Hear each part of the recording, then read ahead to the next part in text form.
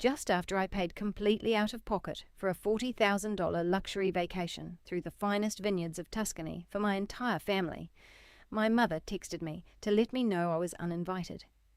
This happened right after I bought them a $1.2 million ski chalet to save them from a massive bankruptcy crisis.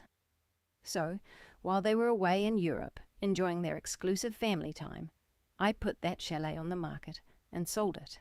You will not believe what happened when they got back. Before I tell you the rest, let me know in the comments where you are watching from today. If you have ever had to stand up to leeching relatives who completely undervalued your worth, please hit that like button and subscribe. My name is Chloe, and I am 35 years old. Standing in the Delta Sky Club at JFK International Airport, I felt a rare rush of pure excitement. The elite cybersecurity and network architecture consulting firm I founded had just secured its most lucrative corporate contract of the quarter, and I was ready to celebrate. The terminal was a chaotic swarm of travelers, dragging oversized luggage and frantically checking flight monitors. I gripped my passport tightly, thinking of the $40,000 I had poured into this 2-week trip through the Amalfi Coast and Tuscany. It was supposed to be a much-needed family reunion, a chance to reconnect after a high-stakes, exhausting year. I had booked my parents, Arthur and Eleanor, into a cliffside suite with a private butler, and secured an entire private villa floor for my 38-year-old brother, Julian, and his wife, Madison. I even arranged a private custom dinner in Florence prepared by a 3-star Michelin chef, hoping to create memories we would cherish forever. I was just about to head toward the boarding gate when my phone buzzed. I pulled it out, fully expecting a text from my mother asking which duty-free shop to meet at. Instead, the message from Eleanor read, "Don't come. Your dad just wants immediate family this time. We transferred your first-class ticket and suite to Madison's brother." I stared at the glowing screen, completely unable to process the absolute cruelty of those words. Immediate family. I am her biological daughter. I was the one who had spent the last 6 months meticulously planning every single detail of this itinerary.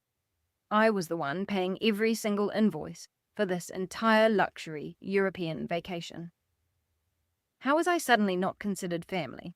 Handing my first-class accommodations over to my sister-in-law's brother was a level of audacity that bordered on sociopathic. A stranger I'd met exactly twice was about to board a flight to Rome on my dime, while I was being left behind at the terminal. I immediately stepped out of the Sky Club line, ignoring the impatient sighs of the travellers behind me, and dialed my mother's number. It rang 3 times before picking up, but it wasn't my mother's voice on the line. It was my arrogant brother, Julian. "Yeah, well, if it isn't a workaholic spinster sister." Julian chuckled into the receiver, his voice dripping with condescension over the ambient noise of the airport lounge. "What do you want, Chloe? We're about to board." I demanded to know what was going on and why our mother had sent such a vicious text. Julian let out an exaggerated sigh, treating me like an unbearable nuisance. "Look, Chloe, you need to drop the attitude. Madison's brother just went through a bad breakup, and he really needs a vacation. Frankly, he's a lot more fun to be around than you are. You always bring the mood down with your business talk and your stiff personality." "I paid $40,000 for this trip," I said, my voice shaking from a mix of shock and rising fury. "You can't just give away tickets I bought with my own hard-earned money to a complete stranger." Julian let out a loud snare. "Your hard-earned money? Please, you just set up firewalls and play with computer programs for corporate executives? It's not like you're doing real work that impacts humanity." "I'm launching a disruptive AI startup next month, and I desperately need this trip to decompress before the big reveal. You know how intense the tech scene is. You should be supporting my mental health instead of throwing a tantrum at the check-in counter." I could barely wrap my head around his deep delusional entitlement. Julian was a professional failure, a self-proclaimed serial entrepreneur who had never built a single successful company in his life. Every single project he touched went bankrupt within 12 months. Yet here he was, standing in a lounge funded by my success, lecturing a cybersecurity expert on what qualified as real work. Before I could voice my response to his absurdity, I heard a scuffle over the line. My mother Eleanor snatched the phone away. Her tone was sharp, devoid of even a shred of maternal warmth.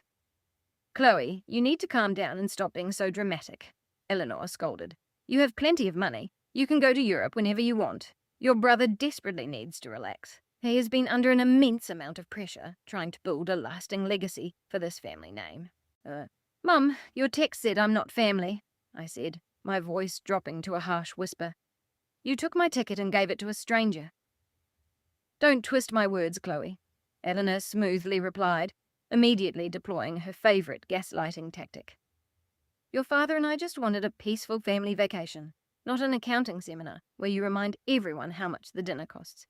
You are always so incredibly selfish, trying to ruin your brother's happiness." Selfish. I repeated the word, the taste of ash in my mouth. I had paid for this European vacation, and just 3 months ago I had purchased a $1.2 million luxury ski chalet for them in Park City, Utah, because their primary home in Chicago was facing immediate foreclosure due to massive secret credit card debt. I had single-handedly saved them from losing everything. Eleanor scoffed over the line, entirely dismissive of the brutal financial reality. "We allowed you to buy that chalet for us, Chloe, because we sacrificed everything to raise you. It's the absolute least you could do. You owed us that peace of mind. We are keeping the ticket.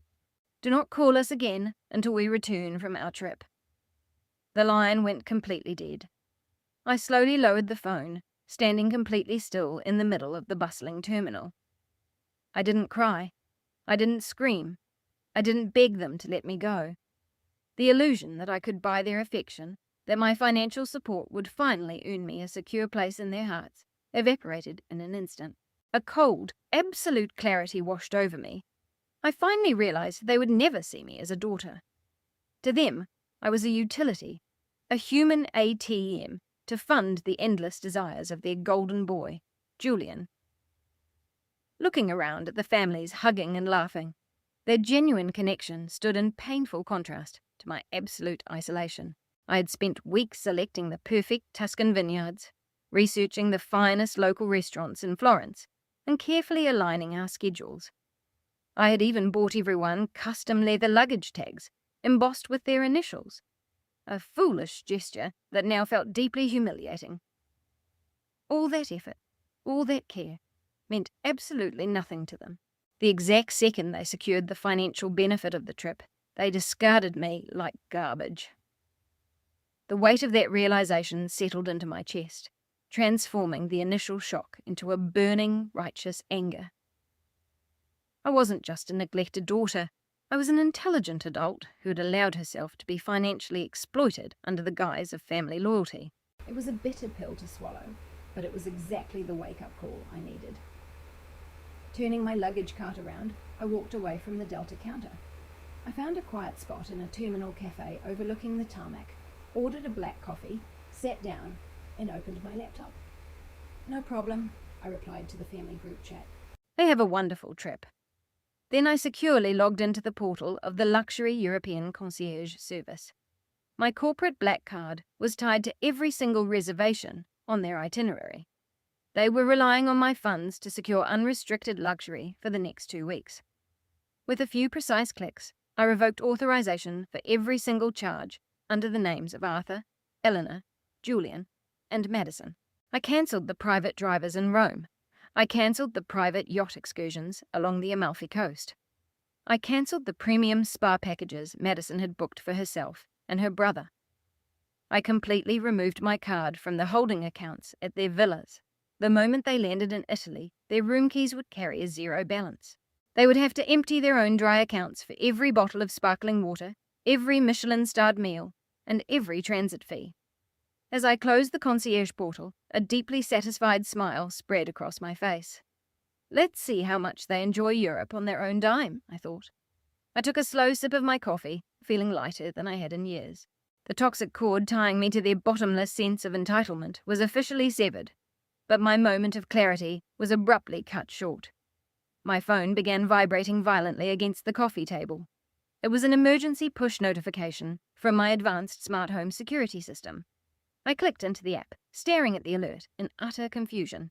The smart lock on the $1 million Park City chalet I had just bought for my parents was being manually overridden.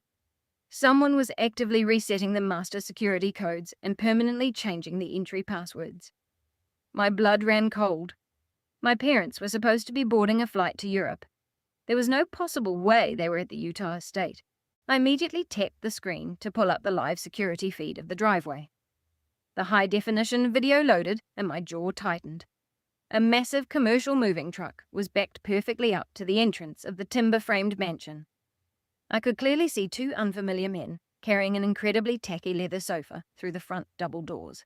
The sheer audacity of this new betrayal ignited a cold rage within me. I slammed my laptop shut and grabbed my bags.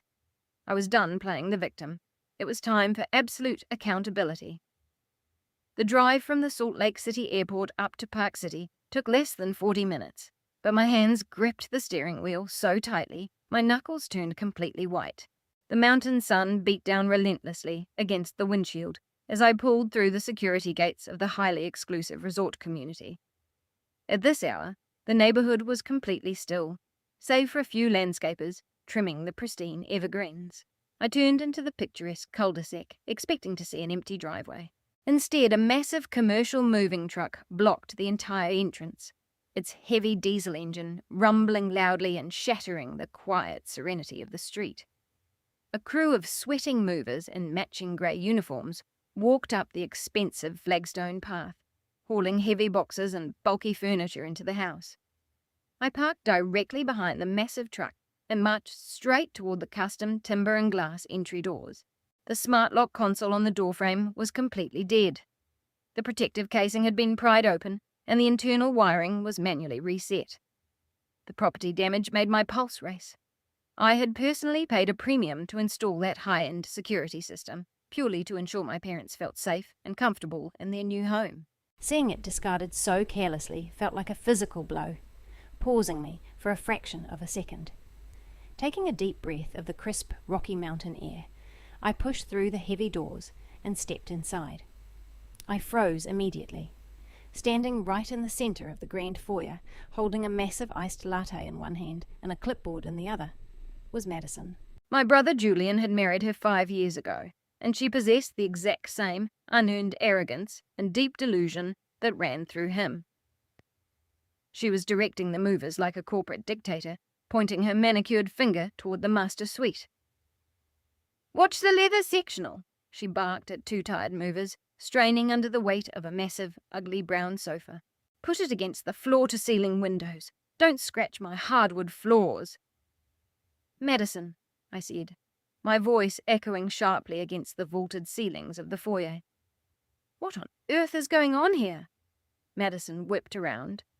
Her eyes widened for a fraction of a second before her face twisted into a smug, self-satisfied smirk. She took a slow, deliberate sip of her latte, looking me up and down with pure condescension. "Well, look who decided to show up," she said, tapping her pen against the clipboard. "I figured you'd be crying in an airport terminal somewhere by now. Julian said you threw an absolute fit at the check-in counter when you found out my brother took your spot." "I asked you a direct question, Madison," I said, taking a slow, calculated step toward her. "Why is there a commercial moving truck in my driveway? And why are movers putting Julian's hideous furniture into the master bedroom?" Madison let out a harsh laugh that echoed off the walls. "Your property. That's rich, Chloe. Truly hilarious." She flipped carelessly to the second page of her folder and ripped out a piece of paper, tossing it toward me like a parking ticket. "Didn't Eleanor text you before the flight? She and Arthur signed over the deed to Julian yesterday, before leaving for Europe. This is our house now.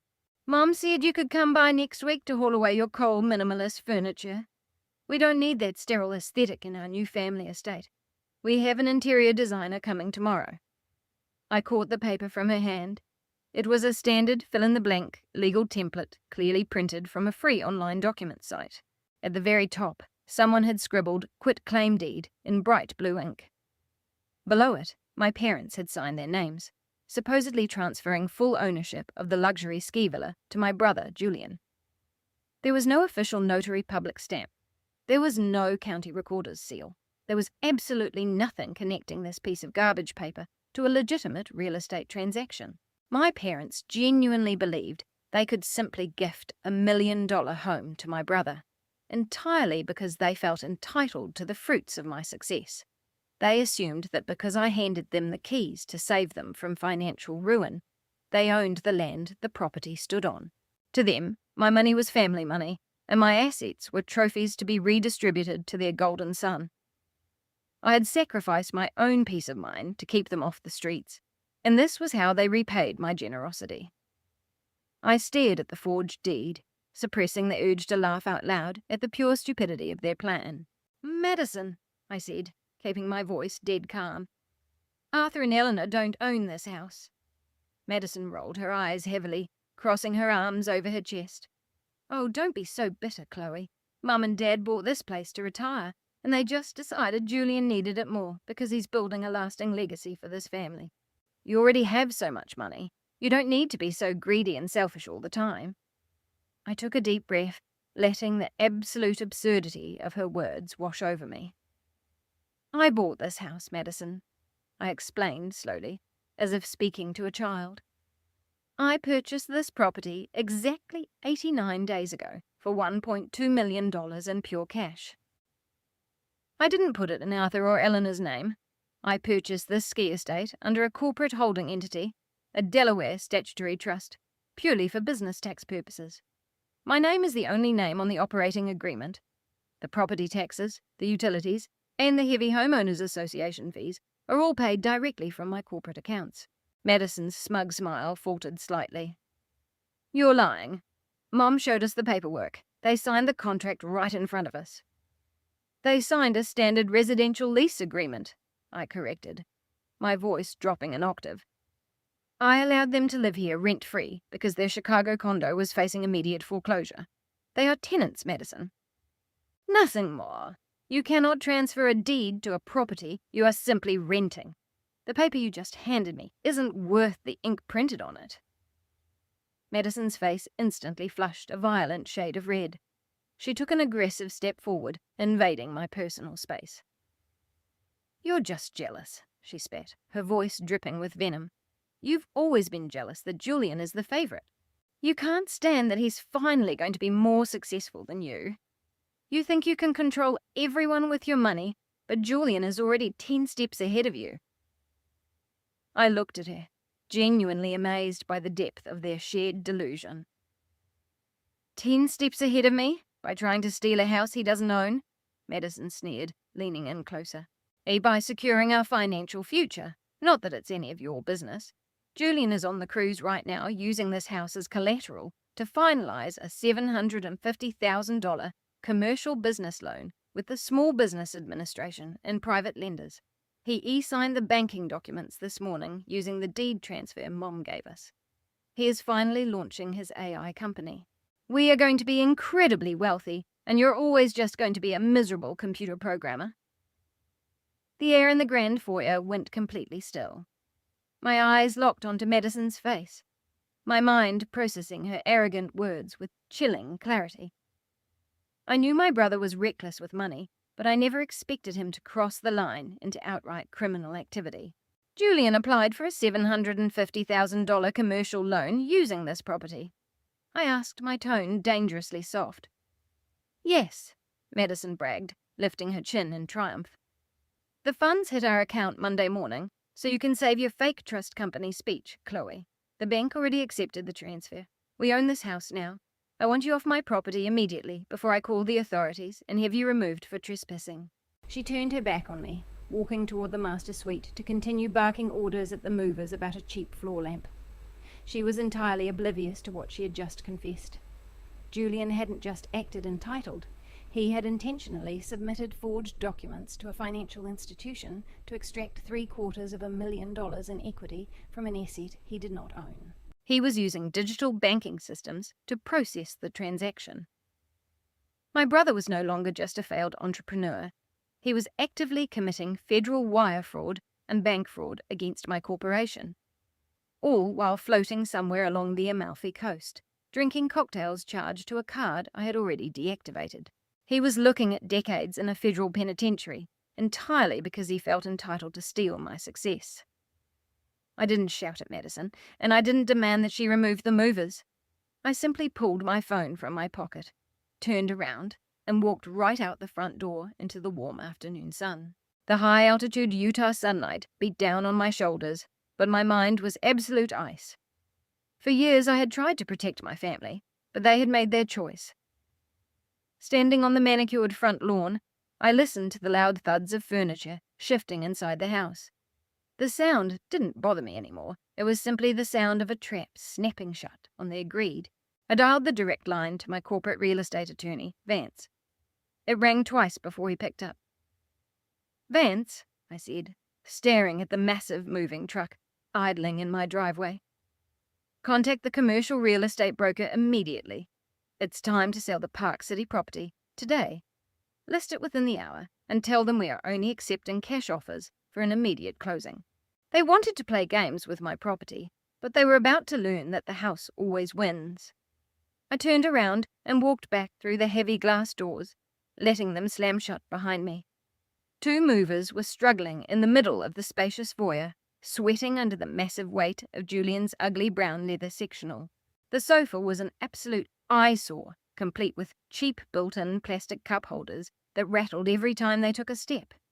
It looked utterly ridiculous sitting against the flawless white marble floors and the elegant minimalist design I had curated for the ski retreat. I raised my voice, letting it carry sharply across the foyer.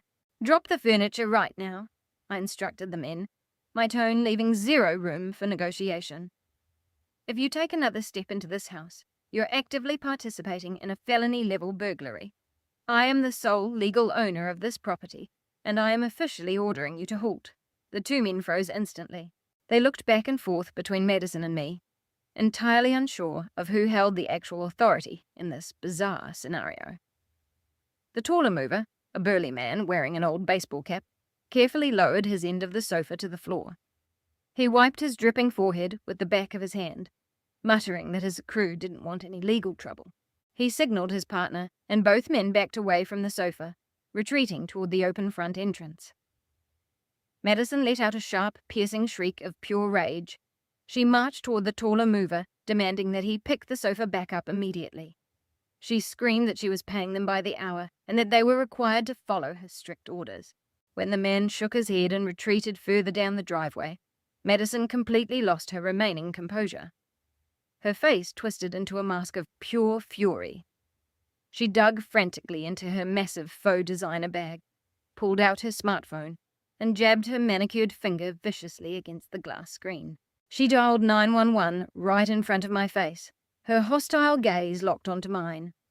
She pressed the phone to her ear, and the exact second the emergency dispatcher answered, her voice miraculously shifted into a high-pitched, trembling frequency of fabricated terror.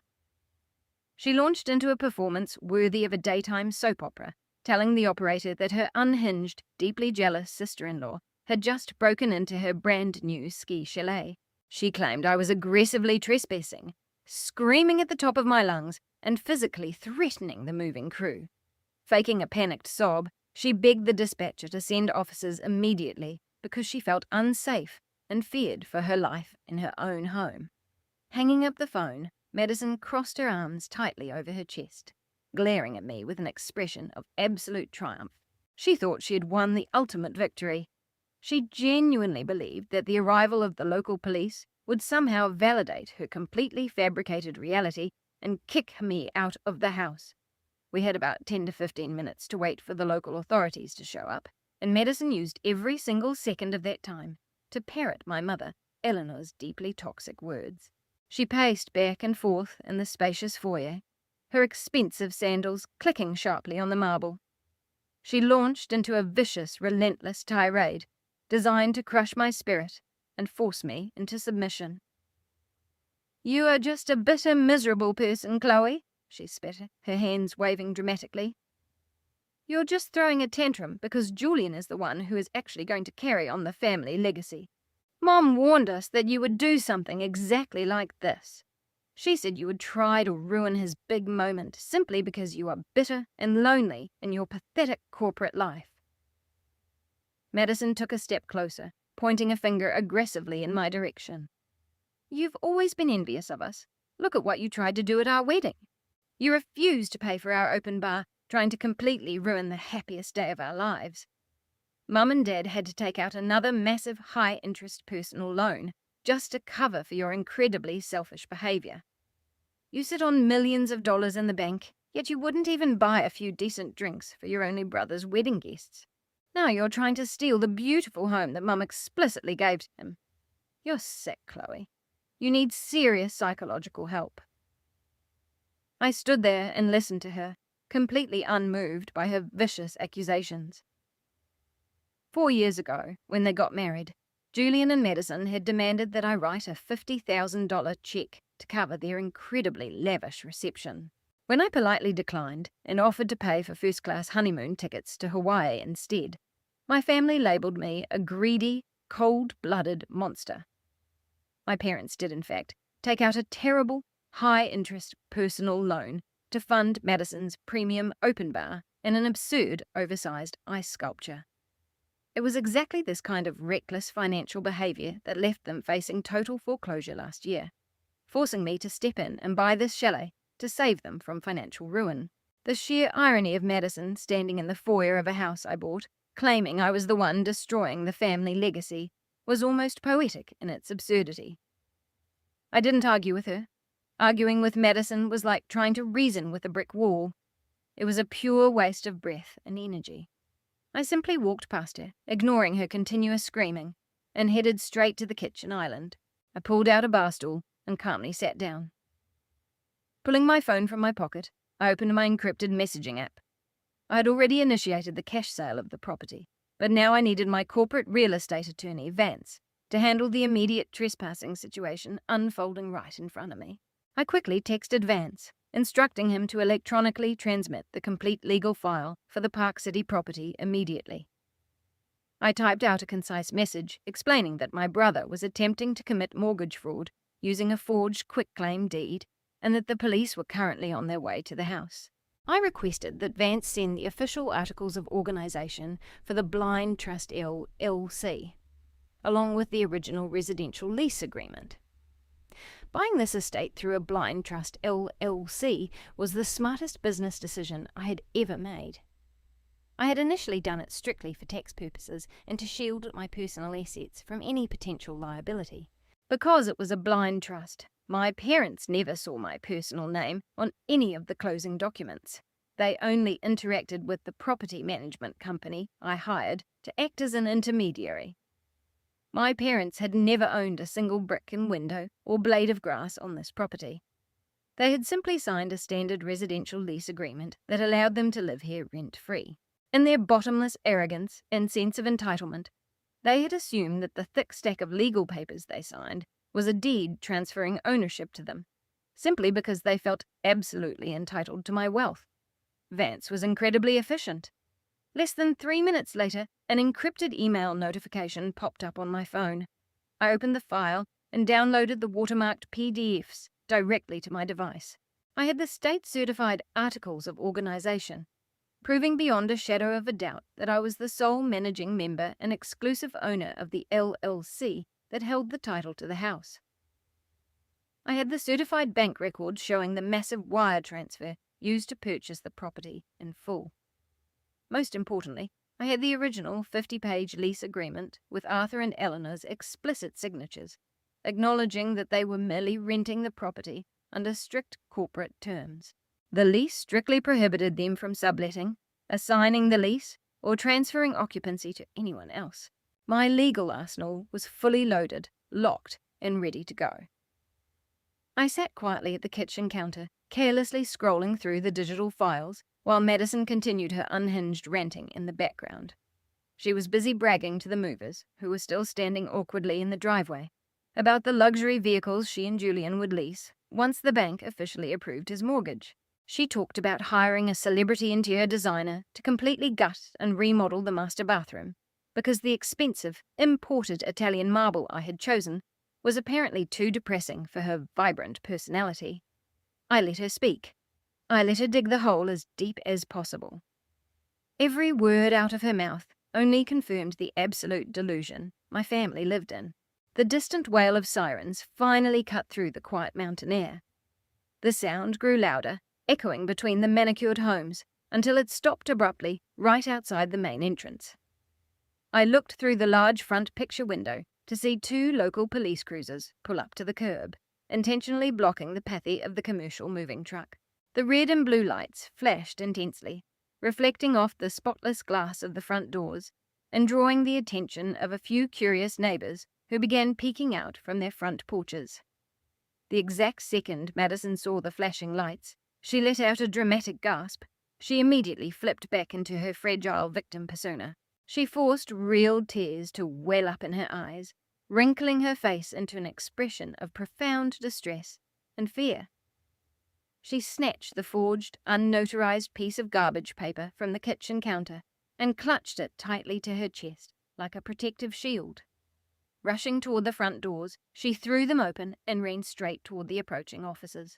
She pointed a trembling, manicured finger toward the house, crocodile tears streaming down her face. Sobbing hysterically, she waved the completely fabricated deed in the air, screaming at the top of her lungs for the officers to put me in handcuffs and drag me off her property. The 2 cruisers braked hard at the edge of the driveway, their tires biting sharply into the pavement. The flashing red and blue lights washed over the pristine landscaping, instantly shattering the serenity of the high-end resort community. The car doors swung open, and with the heavy thud of boots hitting the ground, 2 uniformed officers approached the house. Madison didn't waste a single second. She practically launched herself off the front porch, rushing straight toward the lead officer. She forced a frantic, hysterical sob from her throat, perfectly playing the role of a terrified, victimized homeowner. She shoved the crumpled, unnotarized paper directly against the lead officer's chest. Tears ran rapidly down her cheeks, completely ruining her expensive makeup. She pointed a shaking finger at me as I stood calmly on the front steps. She screamed at the officers, claiming that her deeply unhinged, violently jealous sister-in-law had just broken into her brand-new ski chalet.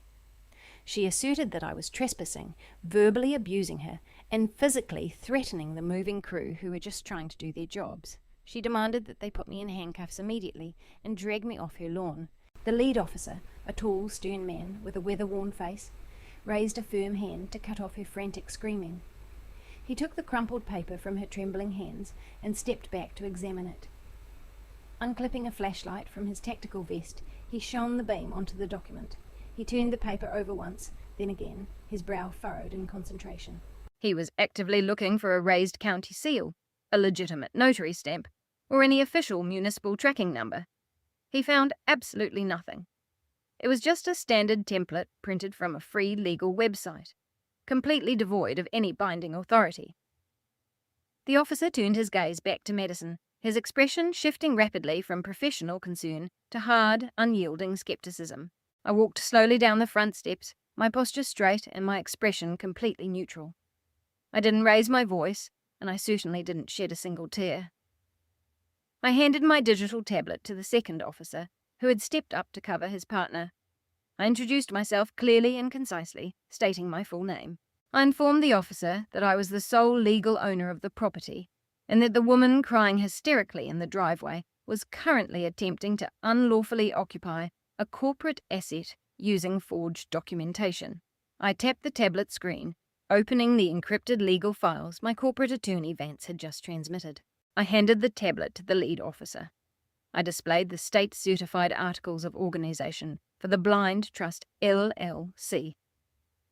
The digital files contained secure watermarks and official government timestamps, proving beyond any doubt that I was the managing member and exclusive owner of the entity holding the entire title to the estate. Then I pulled up the original residential lease agreement. I explained to the officers that Arthur and Eleanor were merely residential tenants. I showed them the specific terms in the 50-page document, explicitly signed by my parents, which strictly prohibited subletting, assigning the lease to a third party, or transferring occupancy to anyone else.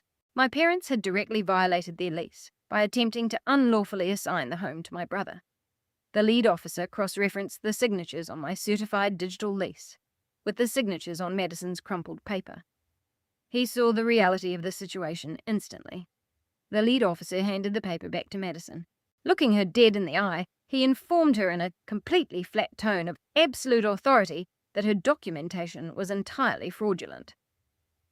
He explained that residential tenants have zero legal right to transfer a deed of property to another person. Madison stopped crying the exact second the officer spoke. Her manufactured tears dried instantly, replaced by a deep, angry flush that spread from her neck up to her cheeks. She stomped her foot on the driveway, pointing aggressively at my tablet. She screamed that my documents were fakes. She shouted that her mother-in-law had explicitly promised this house to them, because her husband was the only child truly carrying on the family legacy. The officers completely ignored her emotional outburst. The second officer turned his attention to the two movers who were standing frozen near the back of the commercial truck. The officer pointed sternly at the moving crew, ordering them to load everything back into the vehicle immediately. He explicitly warned them that if they carried even one piece of furniture across the threshold of the house, they would be placed in handcuffs and formally charged with aiding and abetting a burglary. The movers didn't need to be told twice. They wanted absolutely no part in a dispute involving federal property titles, and they practically sprinted into the grand foyer. They grabbed Julian's massive, ugly brown leather sectional and dragged it back to the truck as fast as physically possible, leaving deep scuff marks on the driveway in their frantic retreat. The lead officer turned his attention back to Madison. He pointed his finger down the tree-lined street, informing her that she had exactly 10 minutes to completely vacate the premises. He made it crystal clear. If she was still standing on my property when that 10-minute countdown ended, she would be placed under immediate arrest for criminal trespassing and attempting to occupy property with forged documents. Madison's privileged, smug facade shattered into a million pieces. Panic finally set in as she realized the police were not there to validate her delusions. Her hands shook violently as she dug into her designer bag and pulled out her smartphone. She frantically dialed Julian's number, pacing in tight circles on the driveway. Julian answered the call from the luxury cruise ship, the clinking of glasses and tropical music echoing loudly through the phone's speaker. Madison practically shrieked into the receiver. She told Julian that the police were actively removing her from the property. She cried that the deed Eleanor gave them was completely fake, and that I had shown up with real corporate documents proving I owned the entire estate. Julian erupted into a blind, vicious rage. His furious voice carried clearly through the speaker, drifting across the quiet suburban street. He demanded that Madison hand the phone to the officers immediately. Madison eagerly thrust the phone toward the lead officer, who reluctantly listened, his arms crossed over his tactical vest. Julian began roaring at the officer, his voice dripping with arrogance and absolute entitlement. He threatened to sue the entire department for harassing his wife. He shouted that he was a highly successful Silicon Valley AI entrepreneur and that the house belonged to him because his mother said so. He loudly bragged that he was already processing a $750,000 commercial business mortgage against the property, unknowingly delivering a self-incriminating confession of federal bank fraud directly into the ear of a sworn law enforcement officer. Then Julian turned his fury on me. He screamed through the speaker, calling me a lying snake. He shouted that I was just a bitter, jealous old maid trying to steal his rightful inheritance and ruin his massive business launch. He demanded that the officers arrest me immediately and hand the keys over to his wife. The lead officer listened to Julian's unhinged rant for exactly 15 seconds. Then, with an expression of deep disgust, the officer reached out and tapped the red button on Madison's screen, cutting Julian off mid-sentence. The sudden silence on the driveway was deafening. The officer handed the phone back to Madison. He tapped his watch, staring her down, and informed her that she now had exactly 7 minutes left to leave the property, or she would be riding away in the back of a squad car. Madison let out a primitive screech of pure, undiluted frustration. She stomped her feet like a giant toddler, hurling a stream of vicious insults in my direction. When both I and the officers offered zero reaction to her outburst, she finally turned around and stormed toward her luxury SUV. She slammed herself into the driver's seat, pulled the heavy door shut, and aggressively turned the ignition. She sped away from the quiet cul-de-sac, her tires screeching against the pavement as she fled the neighborhood.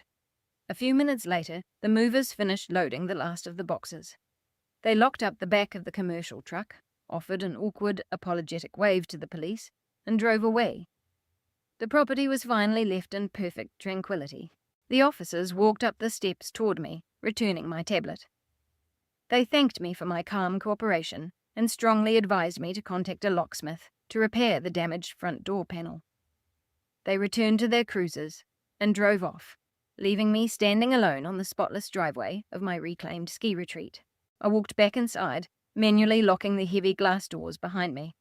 The grand foyer was empty, but the chaotic intrusion had left me feeling unsettled. I needed to thoroughly inspect the property to ensure Madison and the clumsy moving crew hadn't damaged anything during their brief, unlawful occupation. I walked down the hallway and entered the master suite, the exact room where they had just attempted to force Julian's massive sectional. The room was completely empty, bathed in the warm afternoon sunlight streaming through the floor-to-ceiling windows. I paced slowly across the expensive space, my eyes locked onto the floor. I was carefully searching the custom, imported hardwood for any deep scratches or gouges. As I approached the entrance of the massive walk-in closet, my foot suddenly caught on an uneven surface. I stumbled forward, my arms flailing, as I barely managed to steady myself against the heavy, solid wood doorframe. I looked down at the floor in confusion. One of the polished hardwood planks was noticeably loose, its edge sitting slightly higher than the surrounding wood. I knelt on the floor, wedging my fingers beneath the edge of the plank. I pulled upward, and the board lifted out, unexpectedly easy, revealing a dark, intentionally hollowed-out space between the heavy floor joists. I stared into the dark cavity, my pulse beginning to quicken. Tucked deep inside that hidden compartment was a heavy metal lockbox. It was a solid fireproof security safe, covered in a fine layer of dust. On its front panel was a complex mechanical combination dial. Riveted firmly to the lid was a small tarnished brass plate. Deeply engraved into the brass were my father's initials, Arthur Sterling. I knelt on the bare subfloor, pulling the heavy metal box out of the dark cavity between the joists. The thick dust coated my fingers, but I didn't care. I ran my thumb over the tarnished engraving that read, Arthur Sterling. My father had always been incredibly secretive regarding his personal financial documents. He frequently lectured me on the importance of securing confidential paperwork, claiming it was a critical habit for any successful business owner. Seeing his private safe beneath the floorboards of a house I bought for him was shocking, but not entirely out of character. I sat cross-legged, placing the heavy box on my lap. The mechanical dial stared back at me, requiring a 4-digit combination. My father was an absolute creature of habit. He was incredibly predictable in every aspect of his life. I turned the cold metal dial, testing the numbers of their wedding anniversary. I pressed the latch, but the box remained firmly locked. I tried the year he started his first executive corporate job. Nothing happened. A quiet, bitter realization settled over me. I turned the dial again, entering the 4 digits that dominated our entire family dynamic. 0714. July 14th, Julian's birthday. The heavy internal mechanism released with a sharp, metallic click in the quiet room. The thick lid popped open. The absolute predictability of his favoritism was almost laughable. Even in his deepest secrets, my father prioritized his golden son above everything else.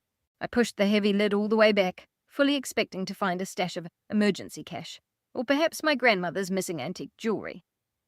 My parents had always claimed those family heirlooms were lost during a move, but I had long suspected they pawned them to fund one of Julian's early business ideas. Instead, the safe contained no valuables. It was packed tight with thick manila folders. The paper smelled old and damp, exactly like the basement of our childhood home. I pulled out the first folder.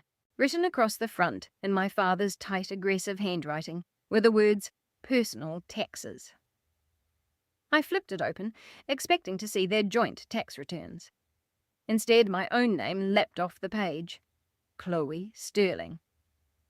I frowned, pulling the thick stack of papers into the bright afternoon sunlight streaming through the floor-to-ceiling windows. These weren't simple tax returns.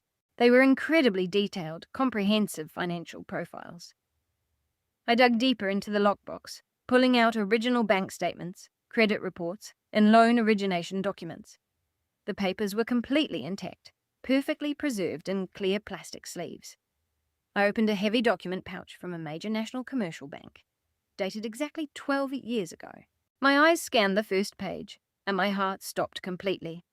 It was an original promissory note for a massive, unsecured commercial equipment lease, and line of credit totaling $200,000.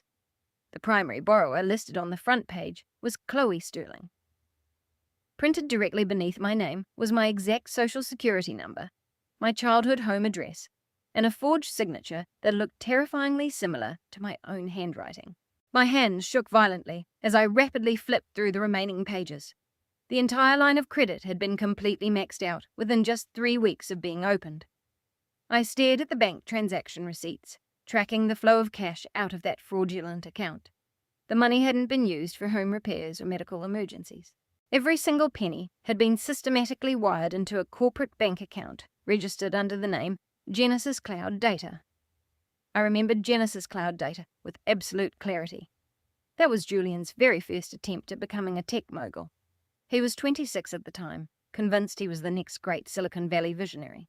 He had leased incredibly expensive Class A office space, purchased luxury corporate Lexus vehicles, and completely bankrupted the company within 8 months.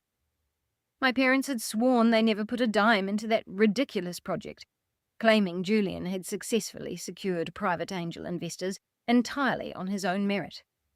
The truth was sitting right in front of my eyes. My parents were the so-called angel investors, and they used my stolen identity to fund his entire delusion. A wave of deeply painful memories flooded back. I was exactly 23 years old when that loan was taken out. I had just graduated from college and was working 80 hours a week as a junior developer, trying to build a career in this industry from the ground up. I saved every single penny I made, wanting to rent my very first decent apartment in downtown San Francisco. I remember sitting in the leasing office, feeling incredibly proud of myself. The leasing agent took my application, ran a credit check on my background, and returned to the lobby with an expression of deep pity. She handed the application back and told me I was denied immediately. She said my credit score was completely destroyed. She informed me that I had massive defaulted loans and collection accounts under my name, entirely ruining my financial profile. I felt completely humiliated. I cried the entire train ride back to my parents' house. When I walked through the door and told them my credit was mysteriously ruined, my mother actually laughed at me. Eleanor stood in the kitchen, sipping her expensive red wine, and told me I was a financial idiot. She claimed I must have applied for too many credit cards in college, ruining my own life out of pure stupidity. My father chimed in too, saying I needed to be more responsible like Julian, who was busy building a massive tech empire at the time. They watched me sob at the kitchen table. They watched me struggle for years to repair a credit score I hadn't broken. They watched me get rejected for basic business loans and forced to pay incredibly high interest rates for cheap used cars, because my score was trapped in the low 500s. They watched me suffer the painful reality of their federal crimes and never showed a single ounce of remorse. They deliberately destroyed my entire 20s to protect their golden son. They stole my identity, committed massive financial fraud, and then gaslit me into believing I was the failure. Sitting on the floor of that empty master bedroom, surrounded by the undeniable proof of my family's ultimate betrayal. Any remaining guilt about cutting them off completely evaporated. The tiny voice in my head that used to whisper, "Maybe I'm being too harsh, or maybe they really love me," went completely dead. In its place was a cold, calculated determination. My parents hadn't just used my wealth. They had actively stolen my future before I even had a chance to build it. They felt entitled to my success now because 12 years ago, they had unilaterally decided that they owned everything I had. I gathered the thick stack of bank statements, the forged promissory note, and the wire transfer receipts. I packed them neatly back into their plastic sleeves and placed them inside the heavy metal box. I closed the lid and spun the dial, securely locking the evidence of their crimes inside. I didn't put the box back under the floorboards. I tucked it tightly under my arm, pulled my phone from my pocket, and dialed my corporate real estate attorney, Vance. He answered almost immediately, his voice brief and professional. He asked if the local police had successfully cleared the intruders from the property. "The police handled Madison," I said, my voice completely stripped of emotion. "The house is entirely empty and secure. The movers are gone." Vance let out a heavy sigh of relief on the other end. "That's wonderful, Chloe. When Arthur and Eleanor return from their European cruise, we can initiate the standard eviction notice protocols. By the end of the month, we can legally bar them from entering the property." I looked around the beautiful sunlit bedroom. I looked at the flawless hardwood floors and the expensive crown moulding, which I had specifically chosen to match what my mother claimed was her favourite alpine chalet aesthetic.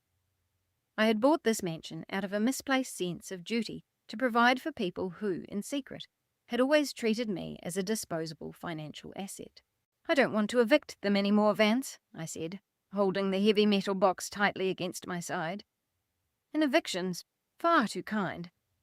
Vance paused on the line. "What exactly are you suggesting, Chloe?" I walked out of the master suite, my footsteps echoing sharply down the long, empty hallway. "I want you to contact Sterling Holdings immediately," I instructed. Sterling Holdings was a massive corporate real estate investment group that had been aggressively trying to buy properties in this specific neighbourhood for the past 6 months. Their chief buyer had even made an off-market offer on this estate before I moved my parents in. "Tell Sterling Holdings that this ski chalet is officially back on the market today." I walked through the grand foyer and stepped out the front door. "Tell them they can have the entire estate, including all the premium custom furniture, as long as they provide a cash offer. The only non-negotiable condition is a lightning-fast 7-day closing." Vance sounded shocked. "Chloe, you're talking about liquidating $1 million asset in less than a week. A corporate buyer will demand immediate possession of the estate. Your parents' personal belongings are still inside that house." I stood on the front porch and locked the heavy glass doors. "My parents are currently on a luxury cruise ship in the Mediterranean," I replied, stepping into the bright Utah sunshine. "By the time their ship docks and they return to the country, they will have no home to return to. Initiate the cash sale, Vance. Accept their offer right now." I walked down the driveway and got into my car, tossing the heavy lockbox onto the passenger seat. The game was officially over. I drove out of the security gates of the resort community and parked in a high-end coffee shop parking lot a few miles away. I ordered a black coffee, sat at a small corner table, and placed my father's heavy metal box on the chair next to me. The absolute finality of my decision settled onto my shoulders like a thick layer of armor. For years I had desperately tried to purchase my parents' love and approval by resolving their never-ending financial disasters. I had sacrificed my own peace of mind to ensure they had a beautiful place to live. Now, knowing they had deliberately stolen my identity to fund Julian's delusions and ruined my 20s, I felt nothing but a freezing clarity. The emotional chains binding me to them were completely broken. My phone buzzed on the wooden table. It was Vance, informing me that he had just off the phone with the chief buyer, Sterling Holdings. The buyer was incredibly eager. His company had been trying to corner the luxury market in this specific zip code for months, and my property was the exact crown jewel their portfolio needed. Vance told me the buyer was currently in the area and wanted to see the house immediately. I finished my coffee, grabbed the lockbox, and drove straight back to the chalet. The buyer arrived exactly at 3 o'clock in a sleek black sedan. He was a sharp, no-nonsense corporate operator dressed in an immaculate charcoal suit. He stepped out of the vehicle and greeted me with a firm, practiced handshake. He didn't ask about my family, he didn't ask why the sale was so sudden, and he was clearly unfazed by the local police presence that had been in the driveway just hours before. He was entirely focused on the asset. We walked through the heavy front doors and entered the grand foyer. His sharp gaze scanned the soaring vaulted ceilings, the flawless flooring, and the expensive wood finishes. He noted the pristine condition of the property and the elegant mountain minimalist aesthetic I had curated. He ran his hand over the imported Italian marble on the kitchen island without saying a word, rapidly calculating the immense value of the estate. He walked through the spacious living areas, inspected the master suite where I had discovered the devastating lockbox, and stepped onto the back deck to observe the manicured landscaping. The entire walkthrough took less than 20 minutes. He turned to face me in the centre of the kitchen, his expression completely businesslike. He told me the property was flawless, and that the premium custom furniture complemented the architecture perfectly. He didn't want to waste time with back-and-forth negotiations. Looking me straight in the eye, he offered an all-cash deal of $1.6 million. That was a $400,000 premium over what I had paid exactly 89 days ago. The corporation was willing to pay a premium just to acquire the asset and secure their foothold in the community. Standing in the exact spot where Madison had thrown her tantrum, I calmly considered the staggering offer. The buyer stated the cash could be wired to my corporate account immediately, and the entire transaction could be finalized within a 7-day closing window. However, the attractive price tag came with one strict, absolute condition. He pointed down the hallway toward the master suite. He told me his company required immediate, uncontested possession of the property. The house had to be completely empty of all personal belongings by Friday afternoon. The corporation planned to bring their own architectural photographers over the weekend, and they would not allow residential clutter to disrupt their commercial timeline. If even a single toothbrush was left in the master bathroom, the deal would be void instantly. I looked at him and extended my hand, telling him we had a deal. Vance had already emailed the preliminary purchase agreement to both of us. The buyer pulled a sleek silver pen from his suit pocket and slid the printed document across the smooth marble counter. With a sharp, decisive stroke, I signed my name, permanently liquidating the property my parents believed they rightfully owned. The crisp scratch of the pen on paper sounded like a heavy iron vault door slamming shut, locking out my family's unearned sense of privilege forever. The moment the buyer drove away, I didn't waste a single second. Facing the Friday deadline, I immediately contacted a high-end, rapid response, packing and junk removal service based out of downtown Salt Lake City. I paid a massive rush fee to have a 12-person crew dispatched to the estate that evening. Sitting on a bar stool in the kitchen, drinking bottled water, I directed the complete dismantling of my parents' luxurious lifestyle. The packing crew arrived in 3 large unmarked vans. They were efficient and professional, asking 0 questions about why they were clearing out a $1 million mansion at 6 o'clock in the evening with lightning speed. I stood in the hallway, instructing them to pack every single item belonging to Arthur and Eleanor. With a cold satisfaction, I watched 2 workers carefully wrap and box my father's absurdly expensive custom golf clubs. He had spent months bragging about how those clubs would make him the star of the local retirement country club. Now they were stuffed into a heavy-duty cardboard box. I walked into the massive closet, instructing 3 workers to empty every single rack. I watched them pull down Eleanor's massive collection of fine silk resort wear, expensive cashmere sweaters, and high-end designer handbags from the custom velvet hangers. My mother had used the money she saved from living rent-free in my house to spend thousands of dollars branding herself as a wealthy socialite. The workers rapidly folded the expensive fabrics, sealing them into dark plastic transit bins. They packed up the massive hard-shell cruise suitcases my parents had left behind. They gathered every piece of overgrown luxury my parents had accumulated while using me as a personal bank account. The house was systematically stripped bare. The premium custom furniture remained perfectly in place, but every trace of Arthur and Eleanor was erased from the property. They had treated my home as their private kingdom, and now they were being systematically removed by strangers in grey uniforms. I gave the foreman precise instructions on where these boxes were to be delivered. I didn't send their belongings to a high-end luxury storage facility. I searched for the cheapest, most basic option in the metropolitan area. I rented a dark, windowless, non-climate-controlled storage unit for $90 a month in a rundown industrial park on the completely opposite side of town. The facility was surrounded by rusted chain-link fencing, and the flickering fluorescent lights in the corridors buzzed constantly. It stood in stark contrast to the brilliant ski chalet they felt entitled to claim as their own. I drove my car behind the moving vans as they cut across the city. The sun had completely set by the time we arrived at the bleak industrial park. Standing in the cold concrete hallway, I watched the workers stack the heavy brown boxes from the floor all the way to the ceiling of the narrow, cramped storage unit. Eleanor's designer bags and Arthur's premium golf clubs were thrown unceremoniously into the concrete box alongside their winter coats and cheap knickknacks.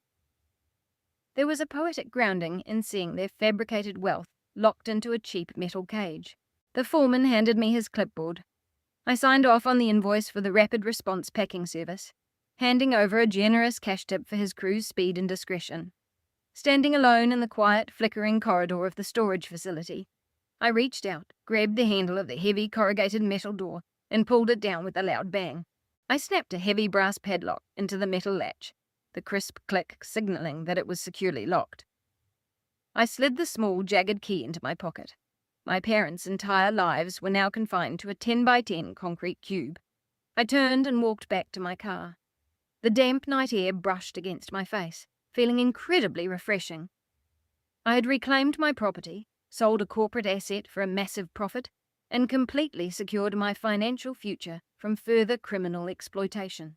The exact second I walked through the thick glass exit doors of the storage facility lobby and into the dark parking lot, my phone began vibrating aggressively in my pocket.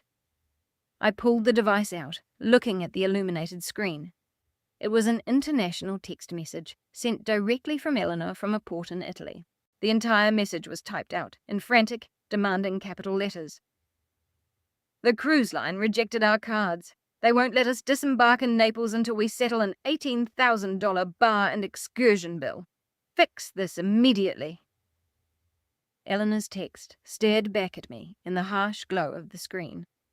Standing in the dark, damp parking lot of a cheap storage facility, reading those frantic, all-caps demands. I didn't reply, and I didn't call her. I simply slid the phone deep into my coat pocket, got into my car, and drove home. By the time I pulled into the driveway of my ski chalet, my phone had vibrated 12 more times. Eleanor was frantically leaving one voicemail after another. I walked into the kitchen, poured myself a glass of ice water, and turned on the speakerphone. The first message was a boil of pure rage. Eleanor demanded to know why my credit card, the number she had memorized, had suddenly been declined at the purser's desk. She shrieked that she was enduring a deeply public humiliation in front of the cruise director and several wealthy passengers she had been trying to impress. The second message escalated into pure panic. She frantically explained that Julian and Madison had conveniently disappeared to the upper observation deck and were entirely refusing to answer their cabin phone. By the fifth voicemail, Eleanor was sobbing openly into the receiver. She cried that the Italian port authorities had stepped in, and the cruise ship security was refusing to let her or Arthur disembark in Naples until they settled the $18,000 bill for premium vintage wine and private tour guides. I deleted every single audio file, feeling absolutely zero guilt.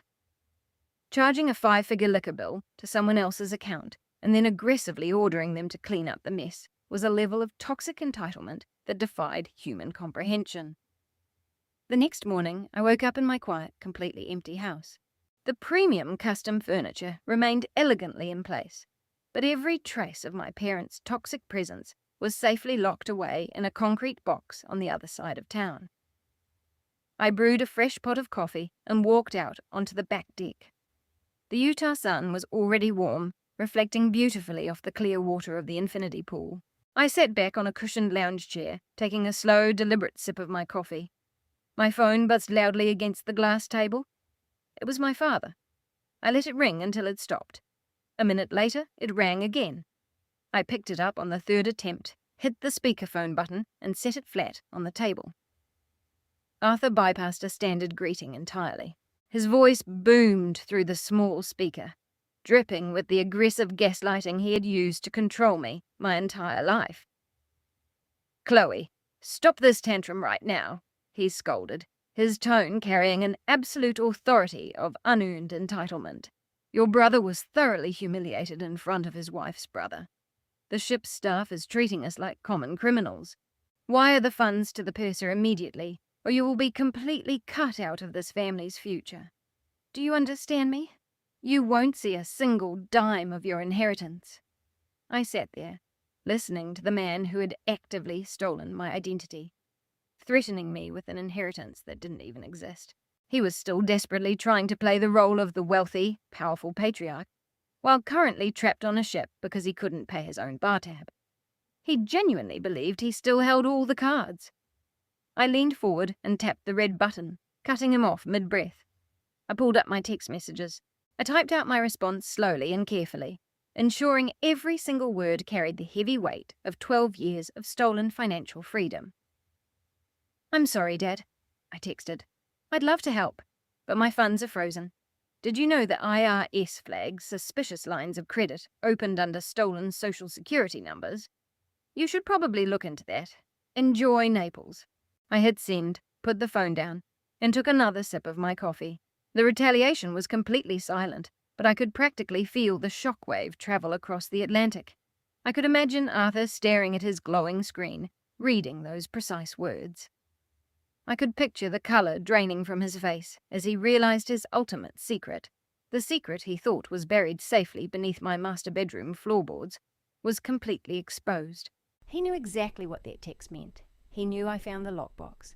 He knew I had the promissory notes, the forged signatures, and the detailed wire transfer logs.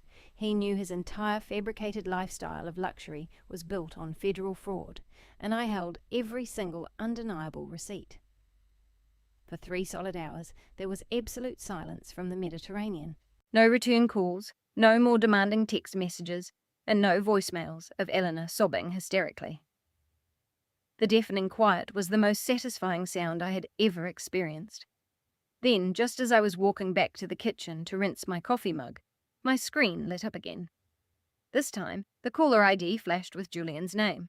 I answered, fully expecting another round of entitled screaming or more empty threats about his fictional legal team. Instead, the voice that came through the speaker was shaking with a raw, unfiltered panic. "Chloe, you have to help me," Julian stammered, his breath catching sharply in his throat. "Please, Chloe, you have to call the bank. You have to tell them the deed is real." His arrogant bravado was entirely gone. He was no longer the brilliant tech visionary or the highly successful AI entrepreneur. He was a terrified 38-year-old man whose entire house of cards had just suffered a catastrophic collapse. "Wait, what are you talking about, Julian?" I asked, keeping my voice completely detached and perfectly monotonous. "The bank froze everything," he gasped, sounding as though he were pacing rapidly in a small enclosure. The federal underwriters processing the commercial mortgage ran a deep title search this morning. They flagged the quitclaim deed Mom gave me. They said it was missing a notary seal and that the property is officially owned by a corporate entity. They froze my entire account, Chloe. Every single checking and savings account under my name is under lockdown for suspected bank fraud. I have zero access to my capital. Medicine is crying in the cabin. The ship is demanding payment for the premium suite, and all my cards are being declined. I leaned against the cool marble counter in the kitchen, taking in the absolute magnitude of his stupidity. Julian had actually attempted to push a cheap forged deed through a federal financial institution while floating on a cruise ship. He felt he was smarter than everyone else, believing his arrogant sense of entitlement allowed him to bypass standard legal procedures. "You committed mortgage fraud, Julian," I stated flatly. "You submitted a forged legal document attempting to extract $750,000 in equity from a corporate asset you do not own. The bank is simply doing what they are legally required to do." "You have to verify the loan," he begged, his voice cracking pathetically. "Just call the underwriters. Tell them you authorized the transfer. Tell them the LLC is yours and you approved the $750,000 line of credit. I'll pay you back, Chloe. I swear to God, the moment the tech market rebounds next quarter, I'll return every single penny with interest. You know my new project is about to blow up. Just verify the loan and they'll unfreeze my accounts." He was still living in a complete fantasy world. He genuinely believed a simple friendly phone call could instantly erase federal bank fraud. He thought promising me future fictional tech profits could somehow convince me to voluntarily join his criminal conspiracy. He had spent his entire life watching our parents bail him out of every mess of failure, and he truly believed I would step up and do the exact same thing. "I'm not bailing you out, Julian," I said, my voice absolute ice. "I'm not verifying a fraudulent loan. You, Mom and Dad, can stay in that cabin and figure out how to pay your own bills.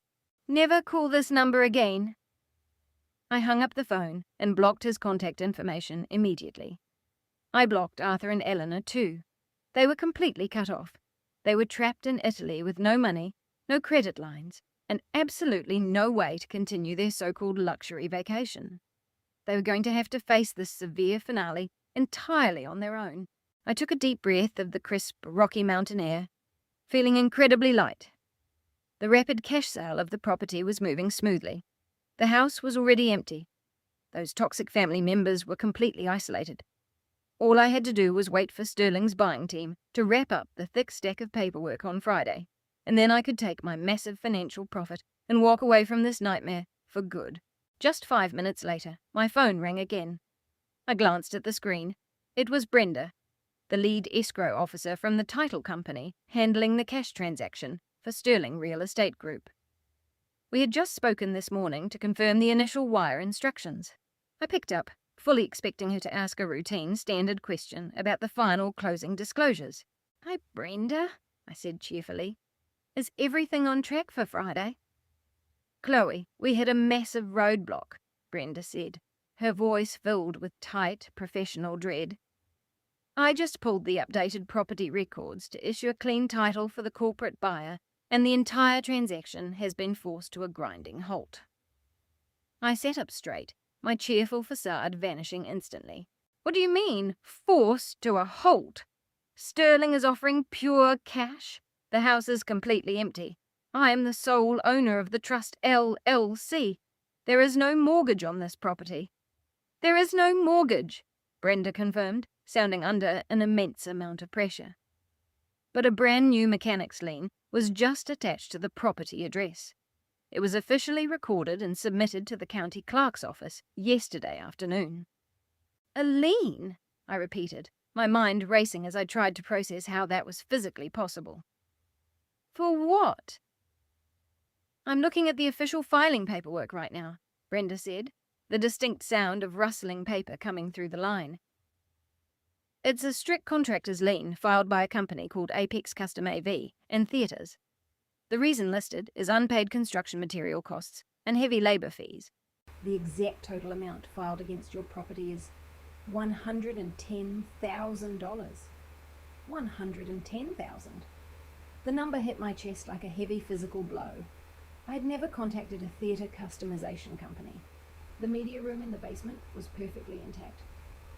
"Brenda, I have never hired Apex Custom AV, I said, my voice rising in sharp panic. "I never authorized any construction on this property." "I'm looking at the official work order attached to the lien filing," Brenda replied, reading quickly. "The contract was signed 3 weeks ago. It explicitly authorizes a massive expansion of the existing basement to install custom soundproofing systems and imported Dolby Atmos equipment. The signature on the work order reads Julian Sterling. He falsely listed himself as the primary resident and authorized managing agent of the property." The room began to spin. While I was busy with work, letting my parents live completely rent-free, my brother had secretly hired a high-end audio-visual contractor to build him a so-called podcast and presentation studio. He had the absolute audacity to authorize a massive $110,000 construction renovation on a house he didn't own, and he hadn't paid that contractor a single dime. He had likely promised the construction company that they would be paid in full the moment his home equity line of credit was approved by the bank. Now that his accounts were completely frozen by the federal underwriters, the contractor panicked and immediately slapped a hard legal lien on my property to protect their unpaid labor. "Chloe, you know that Sterling's corporate group requires a flawless clean title," Brenda warned, her tone extremely serious.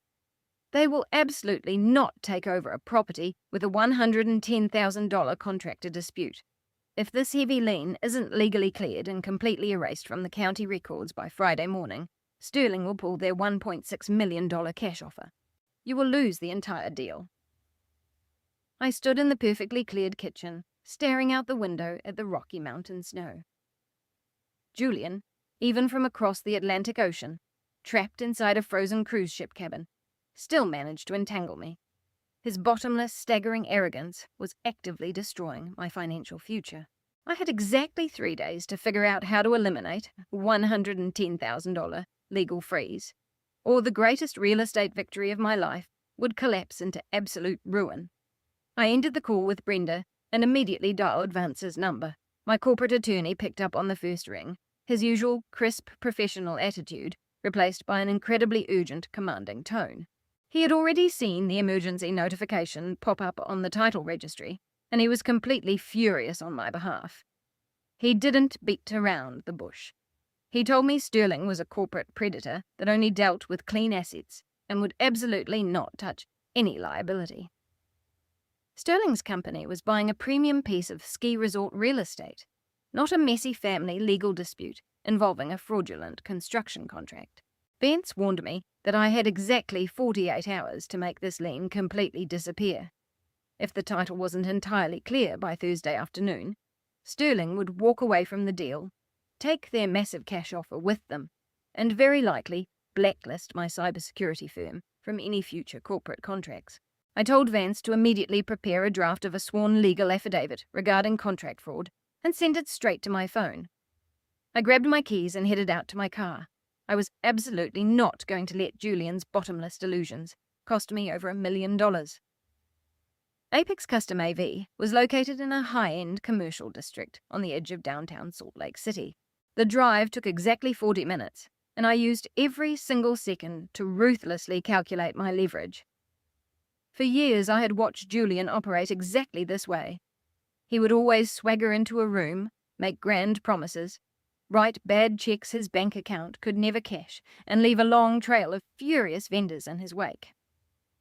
Our parents were always quick to cover his tracks, claiming he was just an ambitious visionary who occasionally aimed a little too high.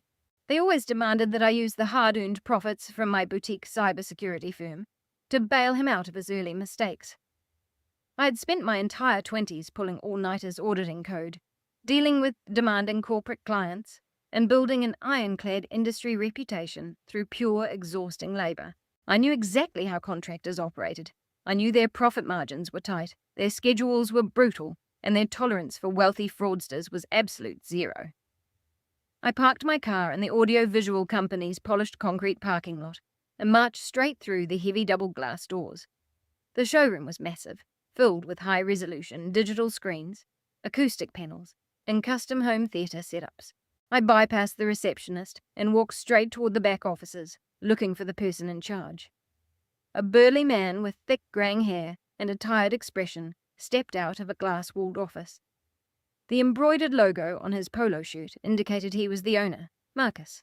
I introduced myself as Chloe Sterling, the sole legal owner of the property he had just filed a massive lien against. Marcus immediately crossed his arms, his face flushing with a deep, aggressive anger.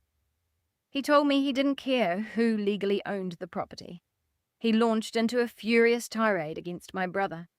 He explained that 3 weeks ago, Julian had swaggered into his showroom wearing a tailored suit, acting as if he owned the wealthiest enclave in Park City. Julian demanded the construction of a top-tier, soundproofed podcast studio within an incredibly tight time frame, complete with imported acoustic panels, smart climate control systems, and an immersive Atmos presentation wall. Marcus said Julian confidently signed the work order, authorizing the massive $110,000 project, and then completely vanished when it came time to pay the mandatory $25,000 materials deposit. Marcus had already ordered the custom materials and scheduled his installation crews. When Julian stopped answering his calls, Marcus did what any smart contractor would do. To protect his business, he slapped a heavy lien on the house to ensure his financial exposure would be fully compensated. I stood perfectly still, letting Marcus vent his completely justified rage. When he finally paused for air, I looked him dead in the eye and laid out my terms. I told him I run one of the most successful, high-end cybersecurity and network architecture consulting firms in the state. I casually dropped the names of 3 major tech developers I regularly partner with. Marcus recognized the names instantly. The aggressive posture faded from his shoulders as he realized he was speaking to an industry peer, not another delusional fraud trying to duck a bill. I explained that Julian had committed blatant fraud. He had absolutely zero legal authority to authorize construction on my property. He forged his status as a managing agent to secure the contract. I told Marcus that fighting a court battle over a $1.1 million lien would drag his company into a multi-year, incredibly expensive legal quagmire, and he would likely never see a dime, because Julian's accounts were currently frozen by federal investigators. However, I offered him an immediate, highly lucrative alternative. I opened my designer handbag and pulled out my corporate checkbook. I offered to write him a cashier's check for $25,000 right on the spot. I would pay the missing deposit out of my own pocket to cover his sunk costs, the custom acoustic materials, and his wasted time. In exchange, he had to log on to the county portal immediately and lift the lien instantly. But there was one final non-negotiable condition. I pulled out my phone and forwarded him the draft of the sworn legal affidavit Vance had sent me. I told Marcus he had to sign the sworn document, officially stating that Julian Sterling had made fraudulent misrepresentations and unlawfully signed the work order. Marcus reviewed the digital document carefully. He looked at the blank check resting on his desk. A grim, satisfied smile spread across his face. He printed out the affidavit, signed his name with a heavy black pen, and handed it to me. I wrote out the $25,000 check and slid it across the desk.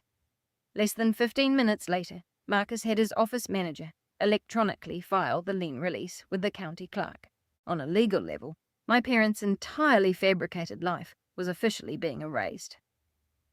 On Thursday morning, Vance called to confirm that the title was completely clean. The heavy, suffocating cloud that had formed because of Julian's fraud had been completely burned away by my $25,000 strategic strike. I securely locked that sworn affidavit in my digital vault. It provided an absolute, bulletproof layer of leverage against any future retaliation my brother might attempt to launch. Friday morning arrived with brilliant, piercing sunlight. The lightning-fast 7-day closing went off flawlessly. Sterling's corporate real estate group wired the funds directly to the title company without a single second of delay or any complications. I sat in Vance's high-end downtown office, sipping sparkling water as I signed the final thick stack of closing disclosures. The exact moment the escrow officer confirmed the wire transfer had cleared, I checked my corporate banking app. $1.6 million sat safely in my account. The property was officially sold. My parents' massive, sprawling house of cards was completely gone. I returned to my luxury apartment overlooking the city skyline. I opened my laptop and methodically began erasing their entire existence from my financial ecosystem. I logged into the utility portals and immediately terminated the water, electricity, and high-speed internet services for the Park City villa. I cancelled the premium landscaping contract and the weekly pool maintenance. Then, I formally terminated my parents' residential lease agreement, completely severing all their legal ties to the property.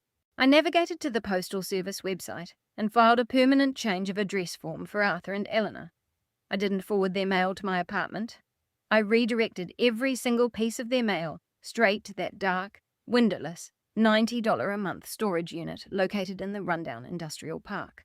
Their expensive shopping catalogues, their cruise brochures, and their inevitably overdue credit card bills would now be delivered directly to the cold concrete box containing the wreckage of their stolen luxury.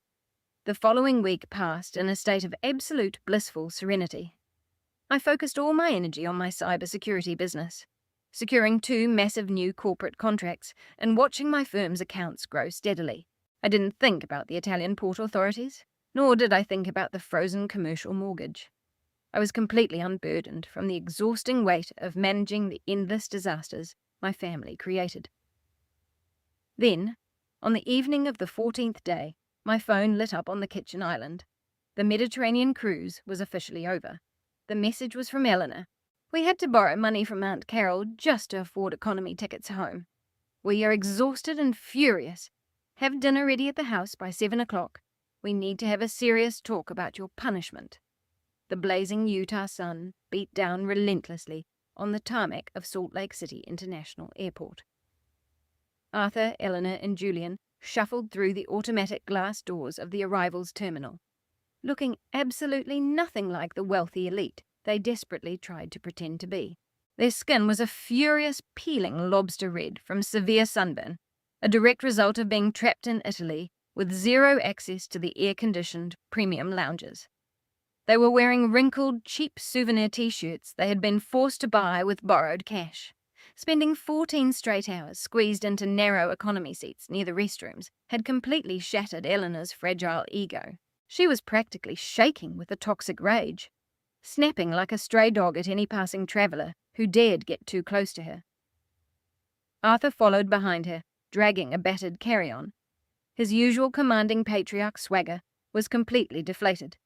He looked like a tired, utterly beaten old man. Julian's situation was even worse. Throughout the entire transatlantic flight, he had been sweating profusely and aggressively, biting his fingernails. His phone had been dead for 2 days, and the terrifying reality of his frozen bank accounts was slowly consuming him alive.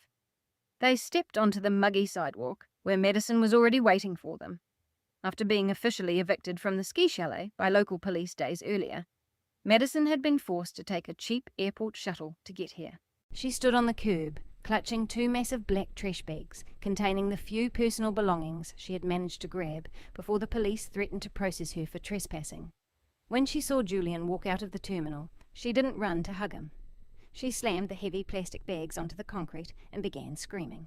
She demanded to know why she had to endure the humiliation of a law enforcement confrontation while he was drinking premium champagne on a luxury cruise.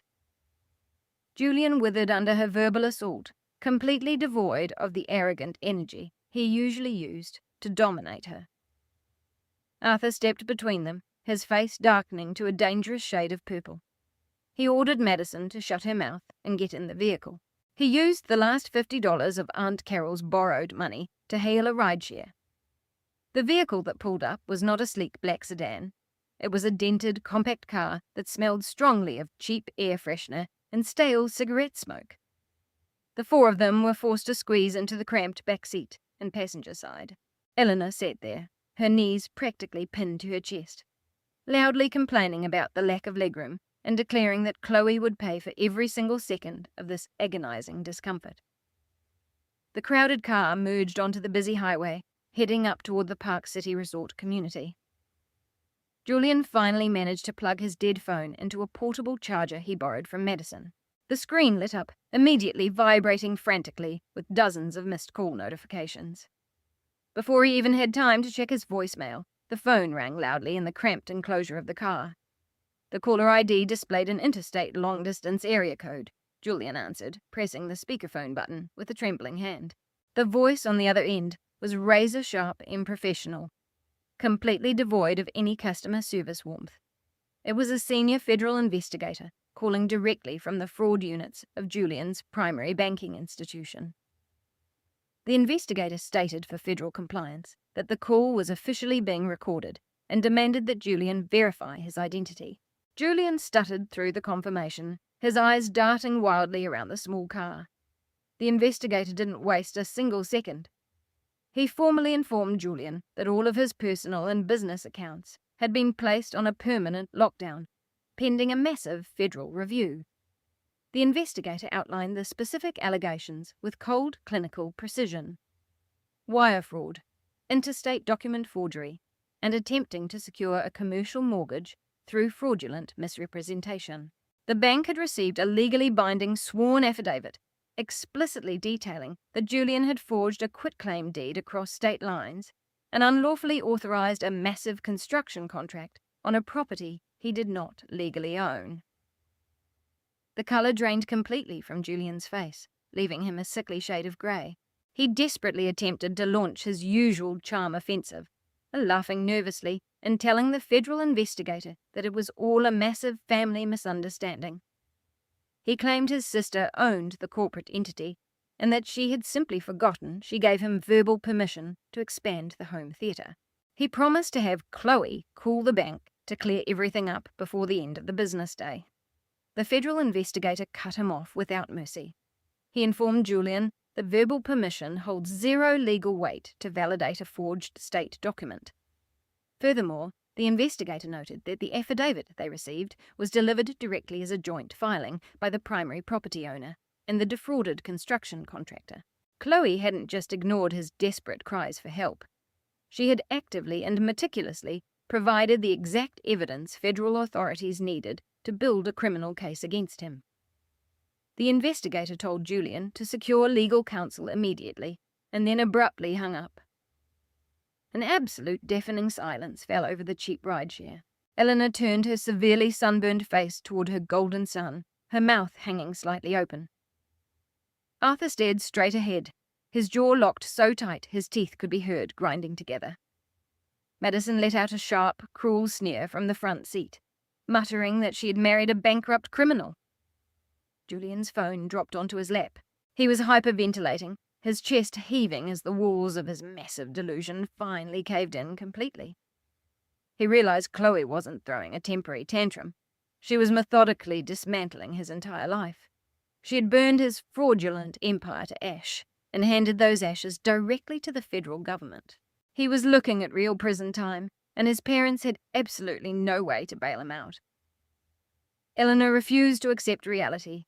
Her brain simply could not process the fact that her submissive, disposable daughter had completely outmaneuvered them. She shook her head violently, declaring that the bank investigator was mistaken. She shrieked that Chloe was just bluffing, and that the moment they arrived at the house, she would personally force Chloe to call the bank and fix this mess. Eleanor demanded that the driver go faster, completely consumed by the desire to inflict a cruel punishment. She genuinely believed that if she yelled loudly enough, the universe would magically bend to her will once again. The beat-up sedan finally turned off the main road and entered the high-end Park City resort community. The manicured lawns and towering pines stood in stark contrast to the miserable, humiliated family trapped inside the small vehicle. The driver pulled into the long, beautiful driveway of the estate, stopping near the grand front entrance. Arthur handed the driver the last few crumpled cash bills, and the family climbed out of the car. Their cheap suitcases hit the flawless brick pavement with a dull thud. Eleanor didn't even wait for the others. She marched up the flagstone path, her posture rigid with a toxic sense of entitlement. Stepping up to the massive, custom glass entry doors, she aggressively jabbed her personal access code into the smart lock's digital keypad. She fully expected the heavy internal mechanism to click open, granting her entry into the kingdom she believed was rightfully hers. Instead, the keypad flashed a harsh, solid red light. The locking mechanism remained completely dead. Eleanor frowned, entering the numbers a second time, hitting the digital buttons with force and anger. The lock flashed red again. Letting out a frustrated roar, she yelled for Arthur to come open the door. Arthur stumbled up the steps, sweating profusely, and pushed Eleanor aside. He entered his master override code. The machine flashed red. He tried Julian's code. Red again.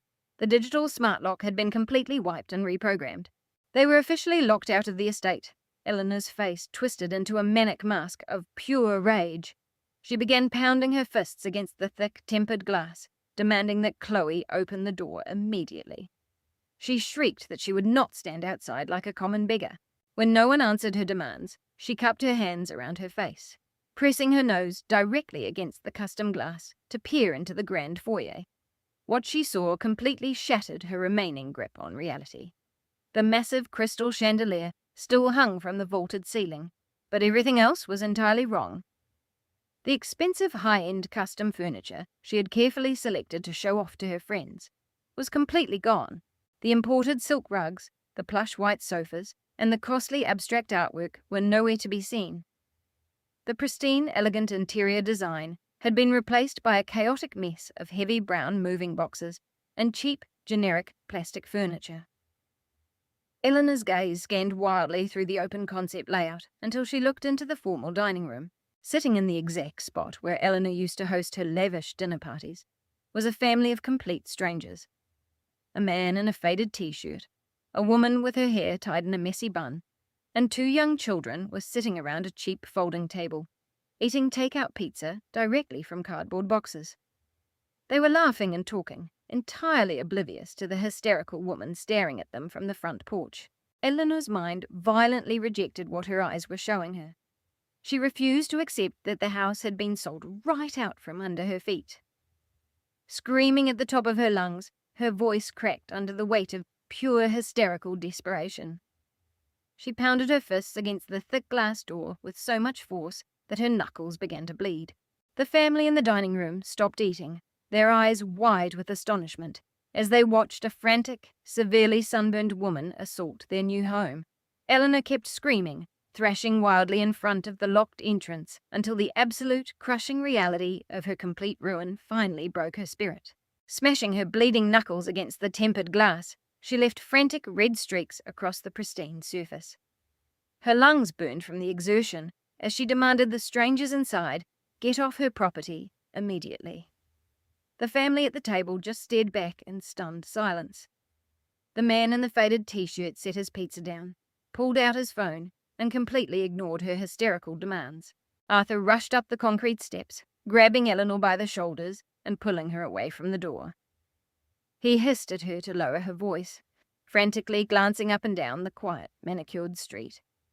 He was terrified of looking like a fool in front of the wealthy neighbors he had spent the last 3 months trying to impress. Eleanor violently shook off his grip. Her perfectly highlighted hair was a tangled mess, sticking to her sunburned face in sweaty strands. Her eyes were wide and manic, completely detached from reality. She dug into her cheap souvenir canvas bag and pulled out her phone. Her hands shook so violently that she dropped the device twice onto the brick pavement before successfully dialing 911. "I need the police at my house right now," Eleanor shrieked into the receiver, her voice echoing loudly down the quiet street. "We have a massive home invasion in progress. A dangerous group of squatters has broken into my luxury estate. They locked us out and stole everything. Send the SWAT team. Send everyone." "Oh, they are in my dining room eating pizza." Arthur grabbed his hair in pure panic, realizing Eleanor was actively filing a false police report, but he was completely powerless to stop her manic, downward spiral. Julian remained frozen on the manicured lawn. His knees buckled, and he collapsed onto the grass, clutching his dead phone tightly against his chest. He was entirely trapped in his own private nightmare, replaying the terrifying threats of the federal investigator over and over in his head. Madison leaned against the trunk of the beat-up rideshare car, her arms crossed, watching the drama with a cold, twisted smirk. She loudly announced that she hoped the police would lock them all up so she could finally get a decent night's sleep. As the stifling summer heat beat down on the driveway, the minutes ticked away. This high-end resort community was usually a haven of absolute tranquility and enforced quiet. But now, front doors up and down the street were slowly opening. Wealthy retirees in expensive golf attire stepped out onto their pristine lawns, drawn by the sound of Eleanor's endless screaming. They whispered among themselves, pointing directly at the sunburned, dishevelled family, causing a massive public disturbance. Arthur tried to offer a pathetic casual wave to a man he had previously bragged to at the country club, but the neighbour simply turned around and walked back inside. The social ruin Arthur feared more than anything was unfolding live, right before his eyes. The distant wail of sirens soon cut through the humid afternoon air. The sound grew rapidly until 2 large police cruisers rounded the corner. Red and blue emergency lights flashed intensely through the manicured pines. The heavy vehicles pulled aggressively up to the curb, braking hard in the wide circular driveway and blocking any escape for the cheap rideshare sedan. 4 uniformed officers immediately jumped out of the cruisers. Their hands hovered cautiously near their tactical belts, responding to the high-priority home invasion Eleanor had fabricated. The lead officer, a tall, broad-shouldered man with a stern expression, ordered everyone to step away from the front entrance. Eleanor immediately ran toward him, waving her arms wildly and pointing at the custom glass doors. "Arrest them!" she wailed, her voice breaking with desperation. "Break down the door. Put them in handcuffs and drag them out. They are stealing my retirement home. They stole all my designer furniture." The officer raised a hand, ordering her to be quiet, while his partner approached the front door. Before the second officer could even knock, the heavy front door smoothly swung open. Sterling stepped out onto the porch. He was no longer wearing his sharp charcoal corporate suit. He was dressed in casual weekend wear, holding a half-eaten slice of pepperoni pizza in his left hand. He looked completely unbothered by the flashing police lights and the woman screaming on his lawn. He simply looked thoroughly annoyed that his family's dinner had been interrupted by the neighborhood lunatic. The lead officer stepped forward, asking Sterling to identify himself and explain his right to occupy the residence. Sterling didn't raise his voice, and he didn't act offended. He calmly reached into his back pocket, pulled out his wallet, and handed his state ID to the officer. "I am the legal owner of this property," Sterling stated, his voice carrying the absolute, unshakable confidence of a man who handles multi-million-dollar corporate mergers every day. "I purchased this estate in an all-cash transaction. We officially closed the deal yesterday morning. My company holds a completely clean title, and we took immediate possession of the asset." Eleanor let out a primitive, guttural sound of pure denial. She lunged forward, trying to push past the officer to get to Sterling. "He's lying," she screamed, spitting the words with absolute venom. "My daughter bought this house for me. It belongs to us. He is a criminal squatter." Sterling let out a heavy sigh, deliberately taking another bite of his pizza. He turned and called inside, asking his wife to bring his leather briefcase to the door. A moment later, the woman with the messy bun stepped out and handed him a thick manila folder. Sterling pulled out a crisp, freshly printed document bearing a prominent notary seal and the official county recorder's stamp. He handed the spotless paperwork directly to the lead officer. "This is the legally recorded deed," Sterling said, completely ignoring Eleanor's presence. "As you can see, it was formally transferred directly from Chloe Sterling's corporate entity to my holding company. The transaction is absolutely ironclad. Now, if you don't mind, I would like these trespassers permanently removed from my property so my kids can finish their dinner in peace." The lead officer carefully reviewed the certified deed, cross-referencing the names and official seals. He handed the document back to Sterling with a respectful nod. The officer turned around to face Eleanor and Arthur. The cautious demeanor he had maintained earlier was instantly replaced by a hard, uncompromising glare. "Ma'am, you fabricated a report about a violent home invasion," the officer said, his voice dropping an octave. "This is a civil matter, and you have absolutely no legal right to be on this property." But the legal owner has requested your departure. You need to gather your belongings and vacate the premises immediately, or you will be arrested for criminal trespassing. Eleanor's jaw dropped. She looked at Arthur, expecting him to unleash his commanding patriarch of fury to fix the situation. Arthur puffed out his chest, attempting to physically intimidate the armed officer. He lowered his voice, speaking in his deepest, most authoritative tone, completely ignoring the fact that he was wearing a wrinkled tourist t-shirt and sporting a peeling sunburn. "Listen here, officer," Arthur blustered, pointing a thick finger at Sterling. "There has clearly been a massive administrative error here. My daughter Chloe handles our finances. There is absolutely no way she would sell our home without consulting me. I demand that you let us inside so I can make a phone call and clear this up." The officer didn't flinch. Keeping his hand firmly on his tactical belt, he took a deliberate step into Arthur's space. "I'm not going to ask you a second time, sir. Move off the property right now." Julian suddenly scrambled up from the lawn. His desperate need to appear like the smartest guy in the room temporarily overrode his pure panic. He strode over to the officers, waving his hands aggressively in the air. He tried to deploy the pseudo-legal tech jargon he usually used to swindle investors.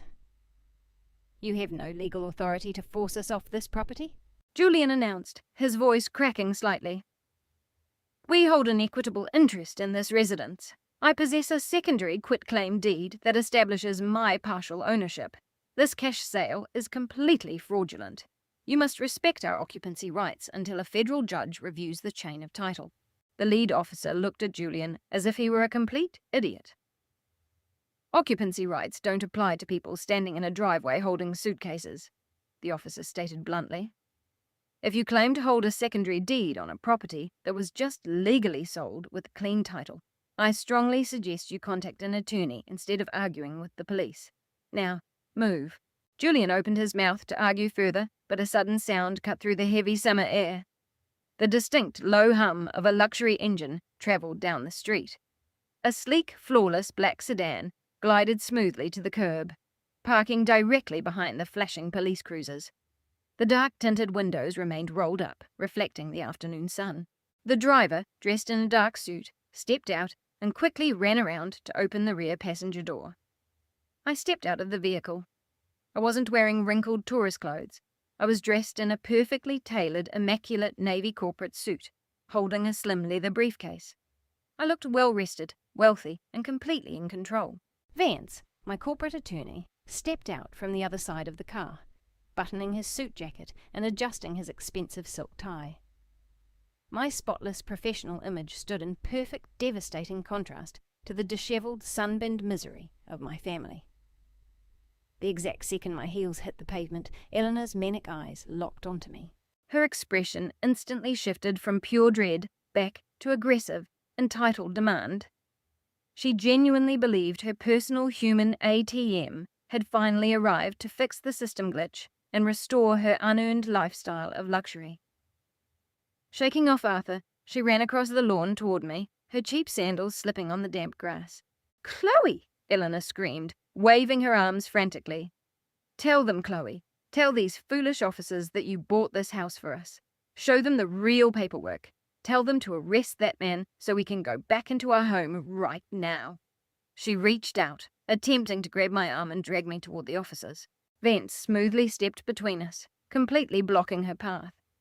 He raised a single hand, radiating the exact same unyielding authority Sterling had shown moments before. "Do not touch my client," Vance warned, his voice sharp and freezing. I completely ignored Eleanor. I didn't look at Arthur, who was staring at me with a mix of shock and rising fury. I didn't look at Julian either, who had gone completely silent, his eyes wide with the terrifying realization that I held the power to send him to a federal penitentiary. I walked calmly past my hysterical mother toward the lead officer, offering him a polite, professional smile. "Officer," I said, my voice perfectly level and entirely stripped of any family sentiment, "I am the former owner of this property. I sold it to Mr. Sterling 3 days ago in a fully authorized cash transaction. These individuals are trespassers." The lead officer looked at me, looked at Sterling, and then looked down at the immaculate legal deed in his hand. The pieces of the puzzle instantly clicked together in his mind. The tense defensive posture of the 4 officers immediately dissolved, replaced by deep, unvocalized annoyance. They had responded to a high-priority emergency alert for a violent home invasion and a potential hostage crisis.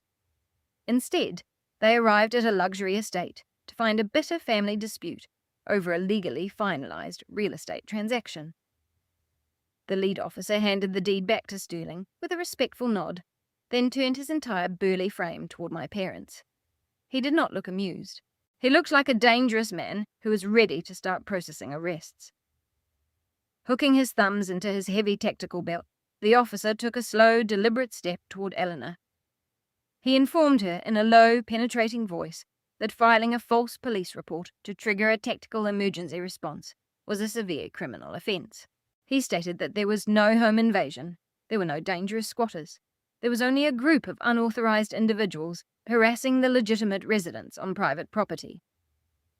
The officer pointed a stern finger directly at the beat-up rideshare sedan idling in the driveway. He issued his final absolute command, ordering Eleanor, Arthur, and Julian to leave the property immediately, or they would all be riding away in the back of a squad car. Arthur tried to puff out his chest one last time, but the sheer physical exhaustion and the immediate threat of arrest finally broke his fabricated bravado. His shoulders slumped, and he reached out to grab Eleanor's arm, muttering that they needed to leave and find a safe place to call a lawyer. Eleanor stubbornly dug her cheap sandals into the flawless brick pavement, shaking her head in frantic denial. She refused to accept that her grand return to her stolen luxury estate was ending with an escort off the premises by law enforcement.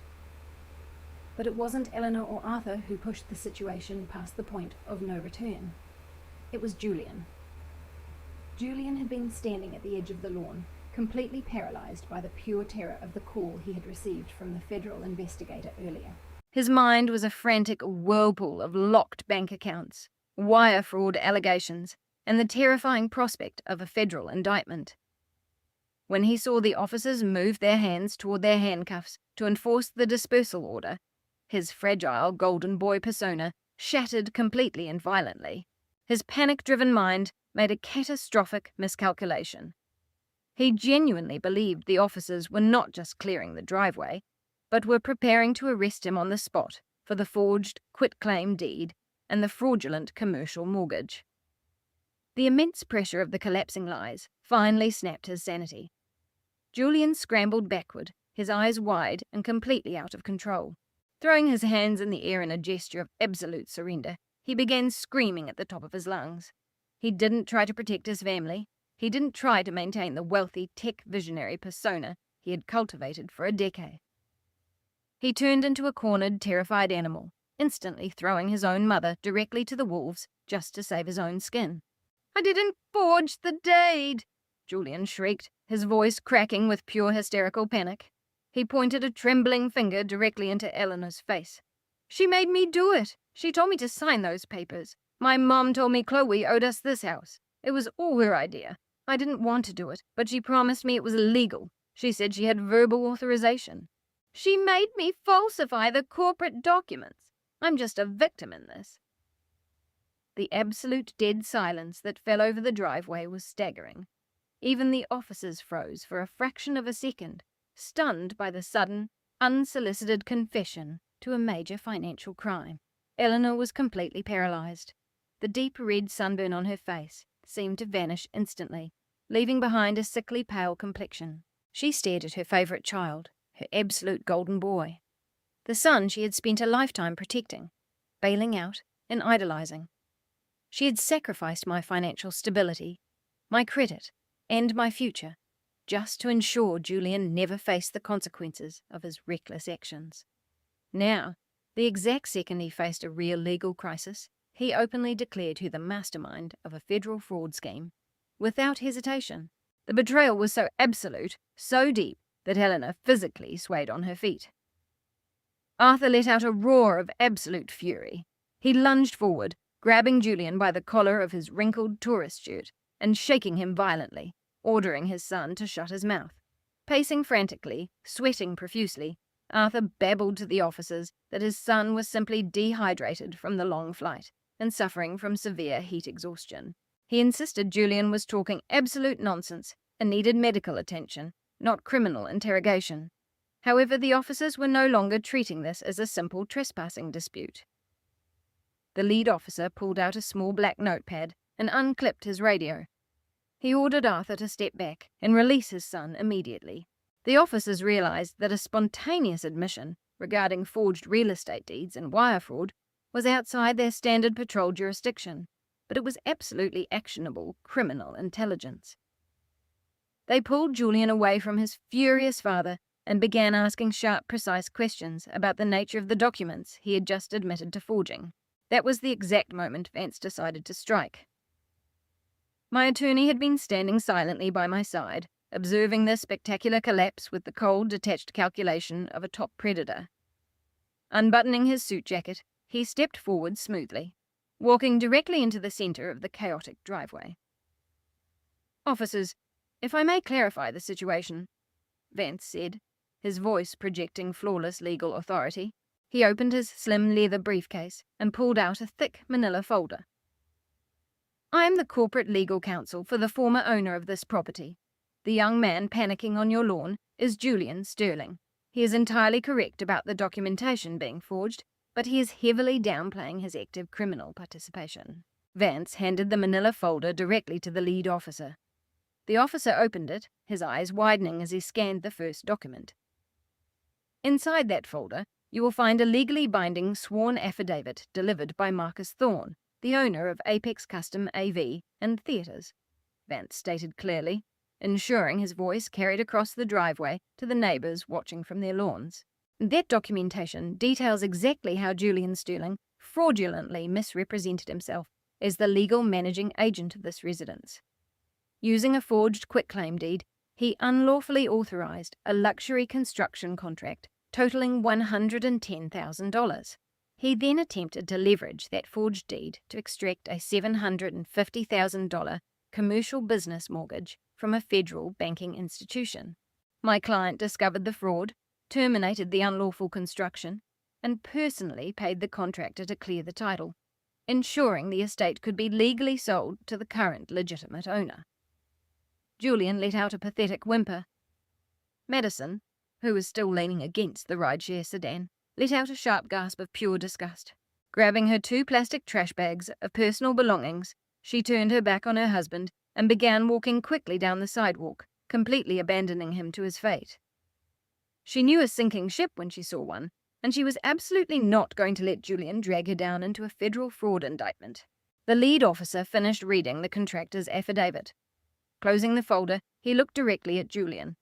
He informed the terrified 38-year-old man that while the local department would not be executing an immediate arrest for federal banking violations, they were officially logging the entire interaction. The officer explicitly warned Julian that all of this evidence, including his spontaneous public confession regarding his mother's involvement, would be forwarded immediately to the district attorney and the federal fraud units. He told Julian to expect federal investigators knocking on his door with severe charges in the very near future. Then, pointing down the street, the officer delivered his final non-negotiable command. He told them to get in the car and leave the premises, or face immediate arrest for trespassing. Arthur grabbed Julian by the arm, roughly dragging him toward the idling sedan. Julian was openly sobbing, his chest heaving as the reality of his destroyed life completely set in. Arthur shoved his son into the back seat and turned back to get his wife. Eleanor hadn't moved a single muscle. She stood in the center of the spotless driveway, completely surrounded by the wreckage of her fabricated reality. She slowly turned her head, looking at the beautiful ski chalet she had stolen. She looked at Sterling, who was watching her with an expression of pure disgust. She looked at the wealthy neighbours standing on their pristine lawns, pointing and whispering at her spectacular public humiliation. She looked at the police officers who had just recorded her son admitting to a federal crime she supposedly masterminded. Finally, she looked directly at me.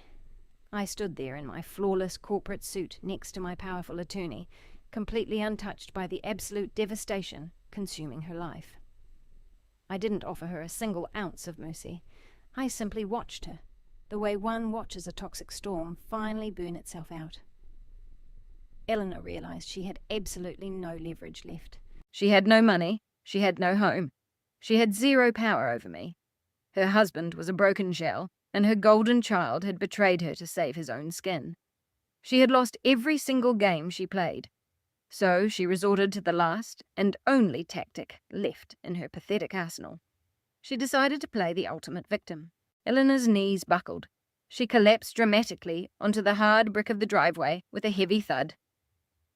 Throwing her head back, she let out a piercing, theatrical wail of absolute agony. Closing her eyes tightly, she forced massive crocodile tears to stream down her sunburned cheeks. She thrust her hands out toward me, fingers clawing at the humid air in a desperate show. Her heavy sobbing escalated, echoing across the quiet neighborhood as she tried to paint herself as a helpless mother being mistreated by an ungrateful child. Kneeling on the brick driveway, clutching her chest, Eleanor put on the grandest performance of her life. Crocodile tears ran down her sunburned face, carving messy lines through her melting makeup. She wailed that I was a cold-blooded monster for throwing my own flesh and blood onto the streets. She screamed that she had given me life and sacrificed her best years to raise me, and that this was how I repaid her maternal love. "Chloe, please," Eleanor shrieked, her voice cracking with forced agony. "We provided for you. We fed you. We clothed you when you had nothing. You can't cast your family aside like this. You owe us." Sensing a necessary shift in strategy, Arthur quickly dropped his aggressive stance and joined the theatrical display. He bowed his head, adopting the posture of a defeated, heartbroken patriarch. He begged me to remember the good times, insisting that family should stick together through thick and thin. He pleaded with me to dismiss the police, promising we could sit down indoors as a mature family and work out a mutually beneficial financial arrangement. I looked down at the woman kneeling on the bricks and the man standing beside her. They were trying to weaponize the stares of the wealthy neighbors who had gathered to watch the disturbance. They wanted the onlookers to see a wealthy, heartless daughter mistreating her loving parents. But the crowd wasn't buying the performance, and neither was I. As Eleanor screamed about providing for me, a bitter memory flashed vividly through my mind. I remembered being 19, working grueling back-to-back shifts at a greasy local diner just to pay my basic community college tuition.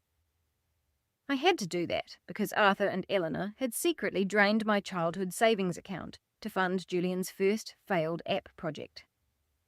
I remembered coming home completely exhausted, only to find padlocks on the kitchen cabinets because Eleanor didn't want me eating the organic food she bought exclusively for her golden boy. I remembered freezing through winter nights in an unheated attic bedroom while they celebrated Julian's imaginary corporate milestones downstairs with imported champagne. They didn't raise me. I survived them.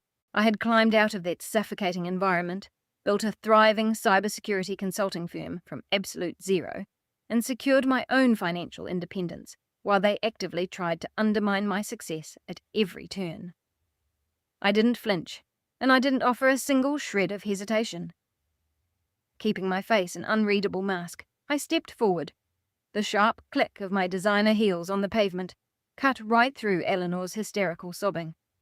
I stopped exactly 2 feet from where she knelt. Slowly, I unzipped my leather briefcase and removed 2 specific items. The first was a dull brass key attached to a cheap, bright yellow plastic keychain. The second was a crisp, freshly printed $100 bill.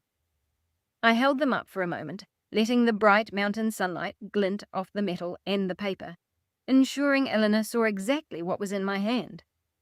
Then, I simply opened my fingers and let them drop. The brass key hit the brick driveway with a sharp clink, and the $100 bill drifted down right next to her trembling knee. "That is the key to your storage unit," I announced, my voice completely flat, echoing clearly down the quiet street. "Unit 402, at the rundown industrial park on the edge of town. I paid the $90 fee through the end of the month. All your junk mail, your overdue credit card bills, and the cheap clutter you left behind are locked inside that concrete box." Eleanor's sobbing stopped mid-breath. She stared at the cheap key and the bill as if they were venomous snakes. "And here is $100, I continued, gesturing to the cash on the bricks. "That is more than enough for an oversized Uber to take you, your husband, your criminal son, and your luggage to the facility. After today, you are completely on your own. Never contact me again." Before Eleanor could even process the weight of my words, a deep grey sedan pulled quickly into the driveway. An investigator in a plain suit stepped out, displaying a gold shield pinned to his belt. The moment Julian had spontaneously confessed to wire fraud and document forgery, the patrol officers had radioed for a financial crimes detective. Detective Miller walked up to the lead officer, exchanged a few brief, urgent words, and then turned his attention to the chaotic scene on the lawn. Turning my back on my parents, I walked straight toward the newly arrived detective.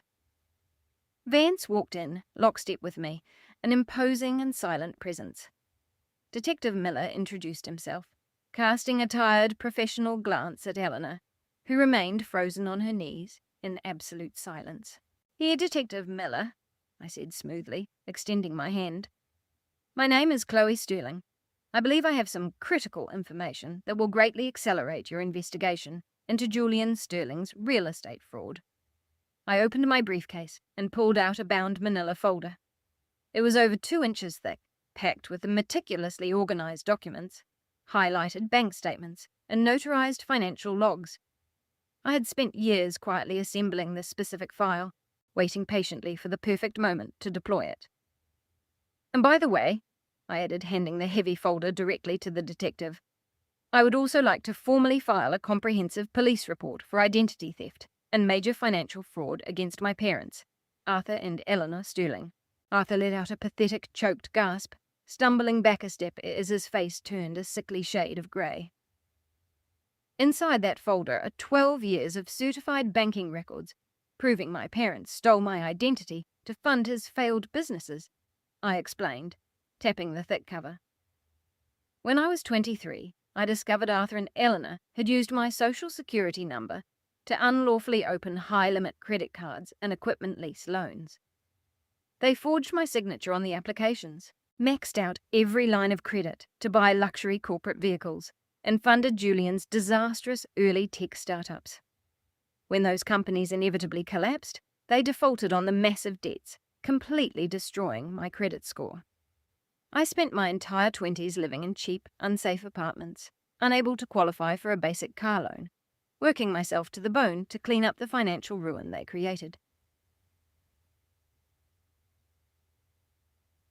I paused, ensuring my voice carried clearly to where my parents stood paralyzed in the sun. They thought they got away with it because the statute of limitations on the initial credit card fraud had passed. What they didn't know is that I recently uncovered a second highly active layer of deception. In that folder, you will find absolute proof that they are currently using my stolen social security number to maintain hidden offshore bank accounts in the Cayman Islands, to hide their remaining assets from the IRS. You will also find tax fraud documentation, proving they routinely attempted to report my cybersecurity firm's revenue as their own corporate income.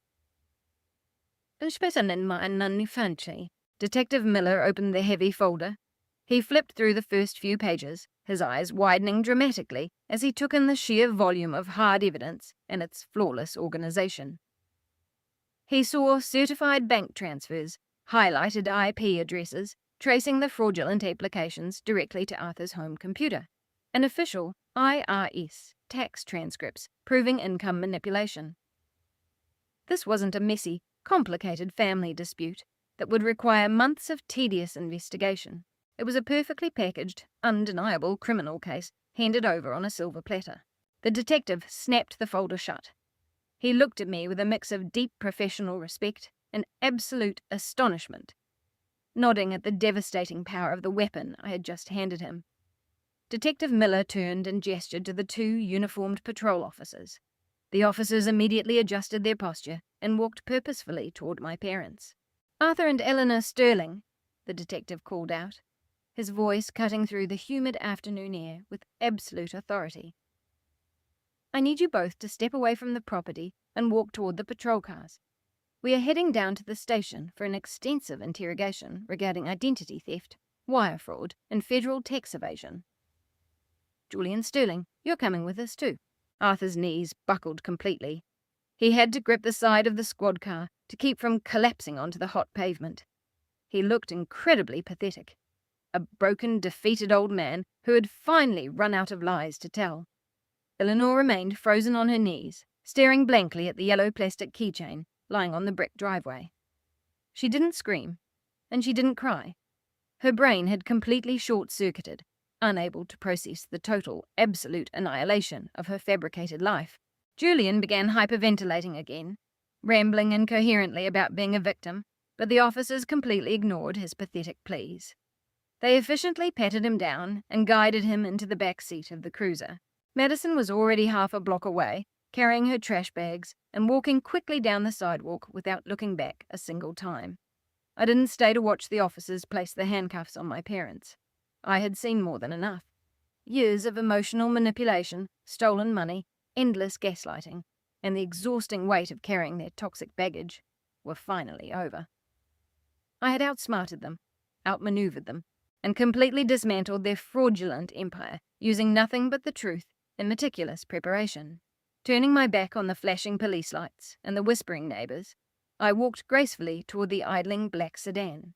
Vance held the heavy rear door open for me, a rare, genuine smile touching the corner of his mouth. I slid into the luxurious leather interior.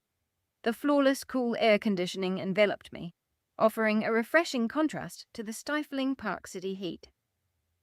Vance closed the door, and with a satisfying click, the noise of my family's ultimate downfall was completely shut out. "To the office, ma'am?" the driver asked respectfully, catching my eye in the rearview mirror. "No," I replied, leaning back against the soft leather and letting out a long, deep sigh of pure relief. "Take me to the airport.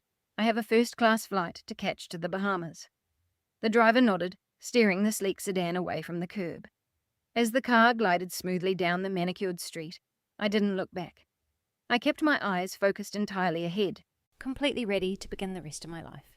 A month later, the warm tropical breeze felt entirely different.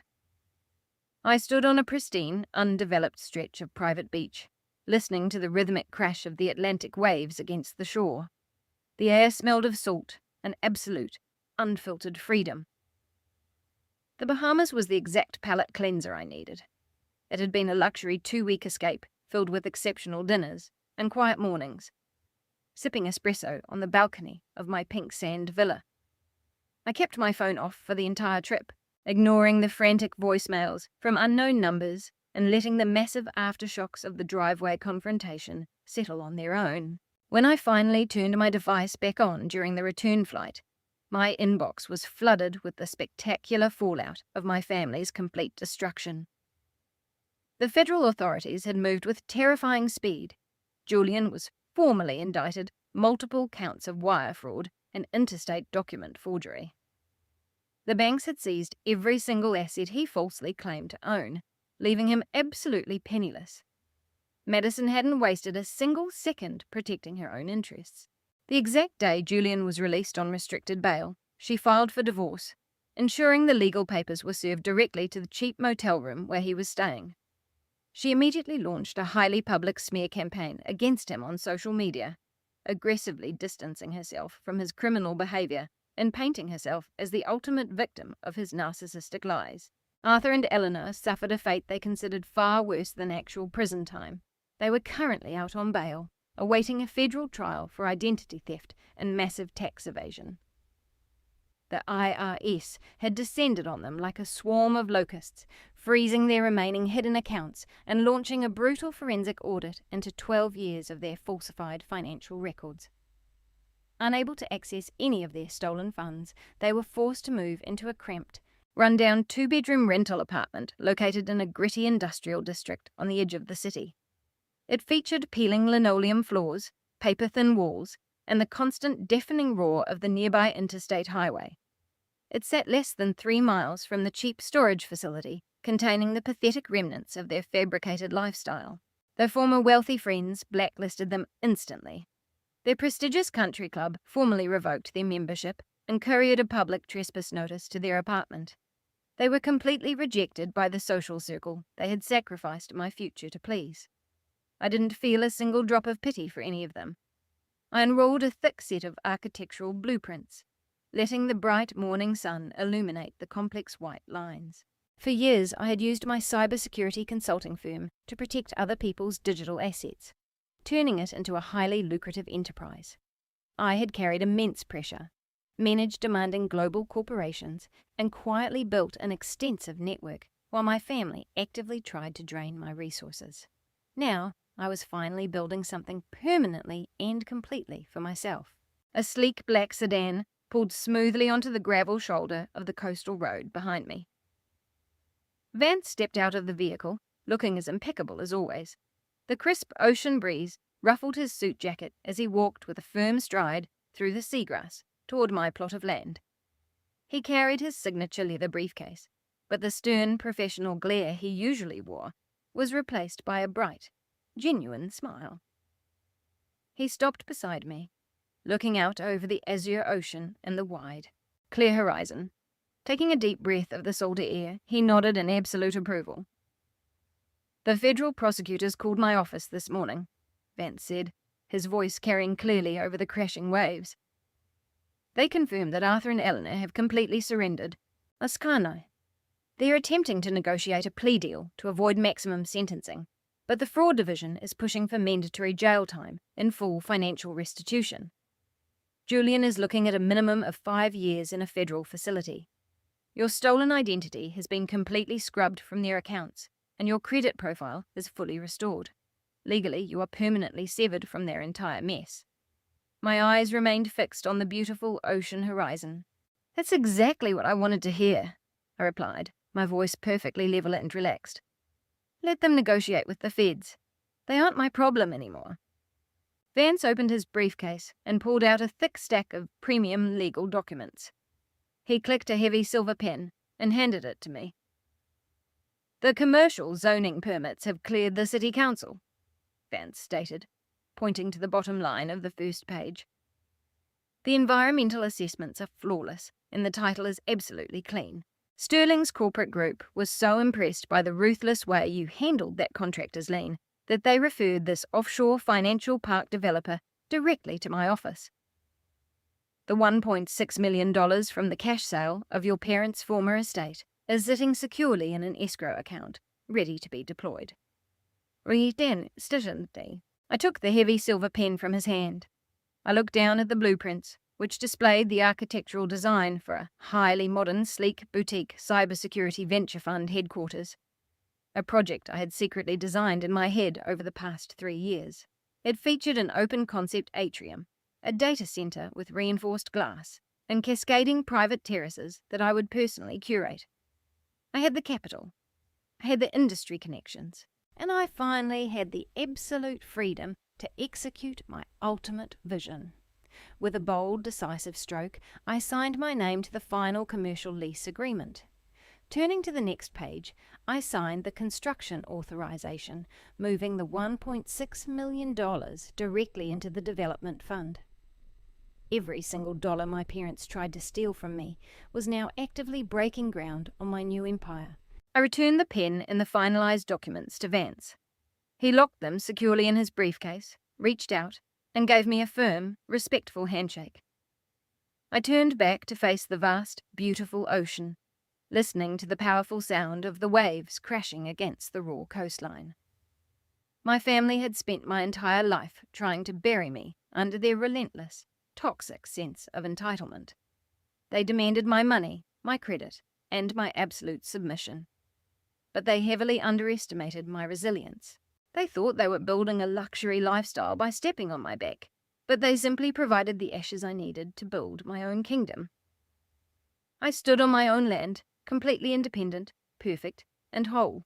Looking back at the smouldering ruins of my family's fabricated empire, the most profound lesson I learned was about the true nature of loyalty and self-worth. We are heavily conditioned to believe that blood relations constitute an unbreakable contract, a lifetime debt we owe simply for existing. However, love and respect should never be transactional, and the word family should never be a convenient excuse for financial exploitation. My parents and brother entirely equated my value with how much they could extract from my bank accounts and my identity. They mistook my calculated silence for weakness and my long patience for submission. What they completely failed to comprehend is that real power doesn't roar or throw tantrums on manicured lawns. It plans meticulously. It gathers undeniable evidence, and it quietly builds an unbreakable foundation while the toxic people around it are looking the other way. If you are currently trapped in a dynamic where your success is routinely minimized, your boundaries are aggressively violated, and your resources are drained by the very people who are supposed to protect you, hear this clearly. You are under no obligation to burn yourself out just to keep toxic relatives warm. Walking away is not an act of cruelty. It is the ultimate act of necessary self-preservation. The immense energy you waste trying to win approval that will never be given is the exact energy you need to build your own empire. True wealth isn't a stolen address or a fraudulent corporate deed. It is the absolute, unshakable peace of mind that comes from knowing you can stand completely on your own 2 feet. Please share your stories of drawing hard boundaries and protecting your peace in the comments section below. If my journey toward absolute independence resonated with you, hit that like button and subscribe for more stories about reclaiming your power. Remember, you always hold the absolute right to turn away and build your own kingdom.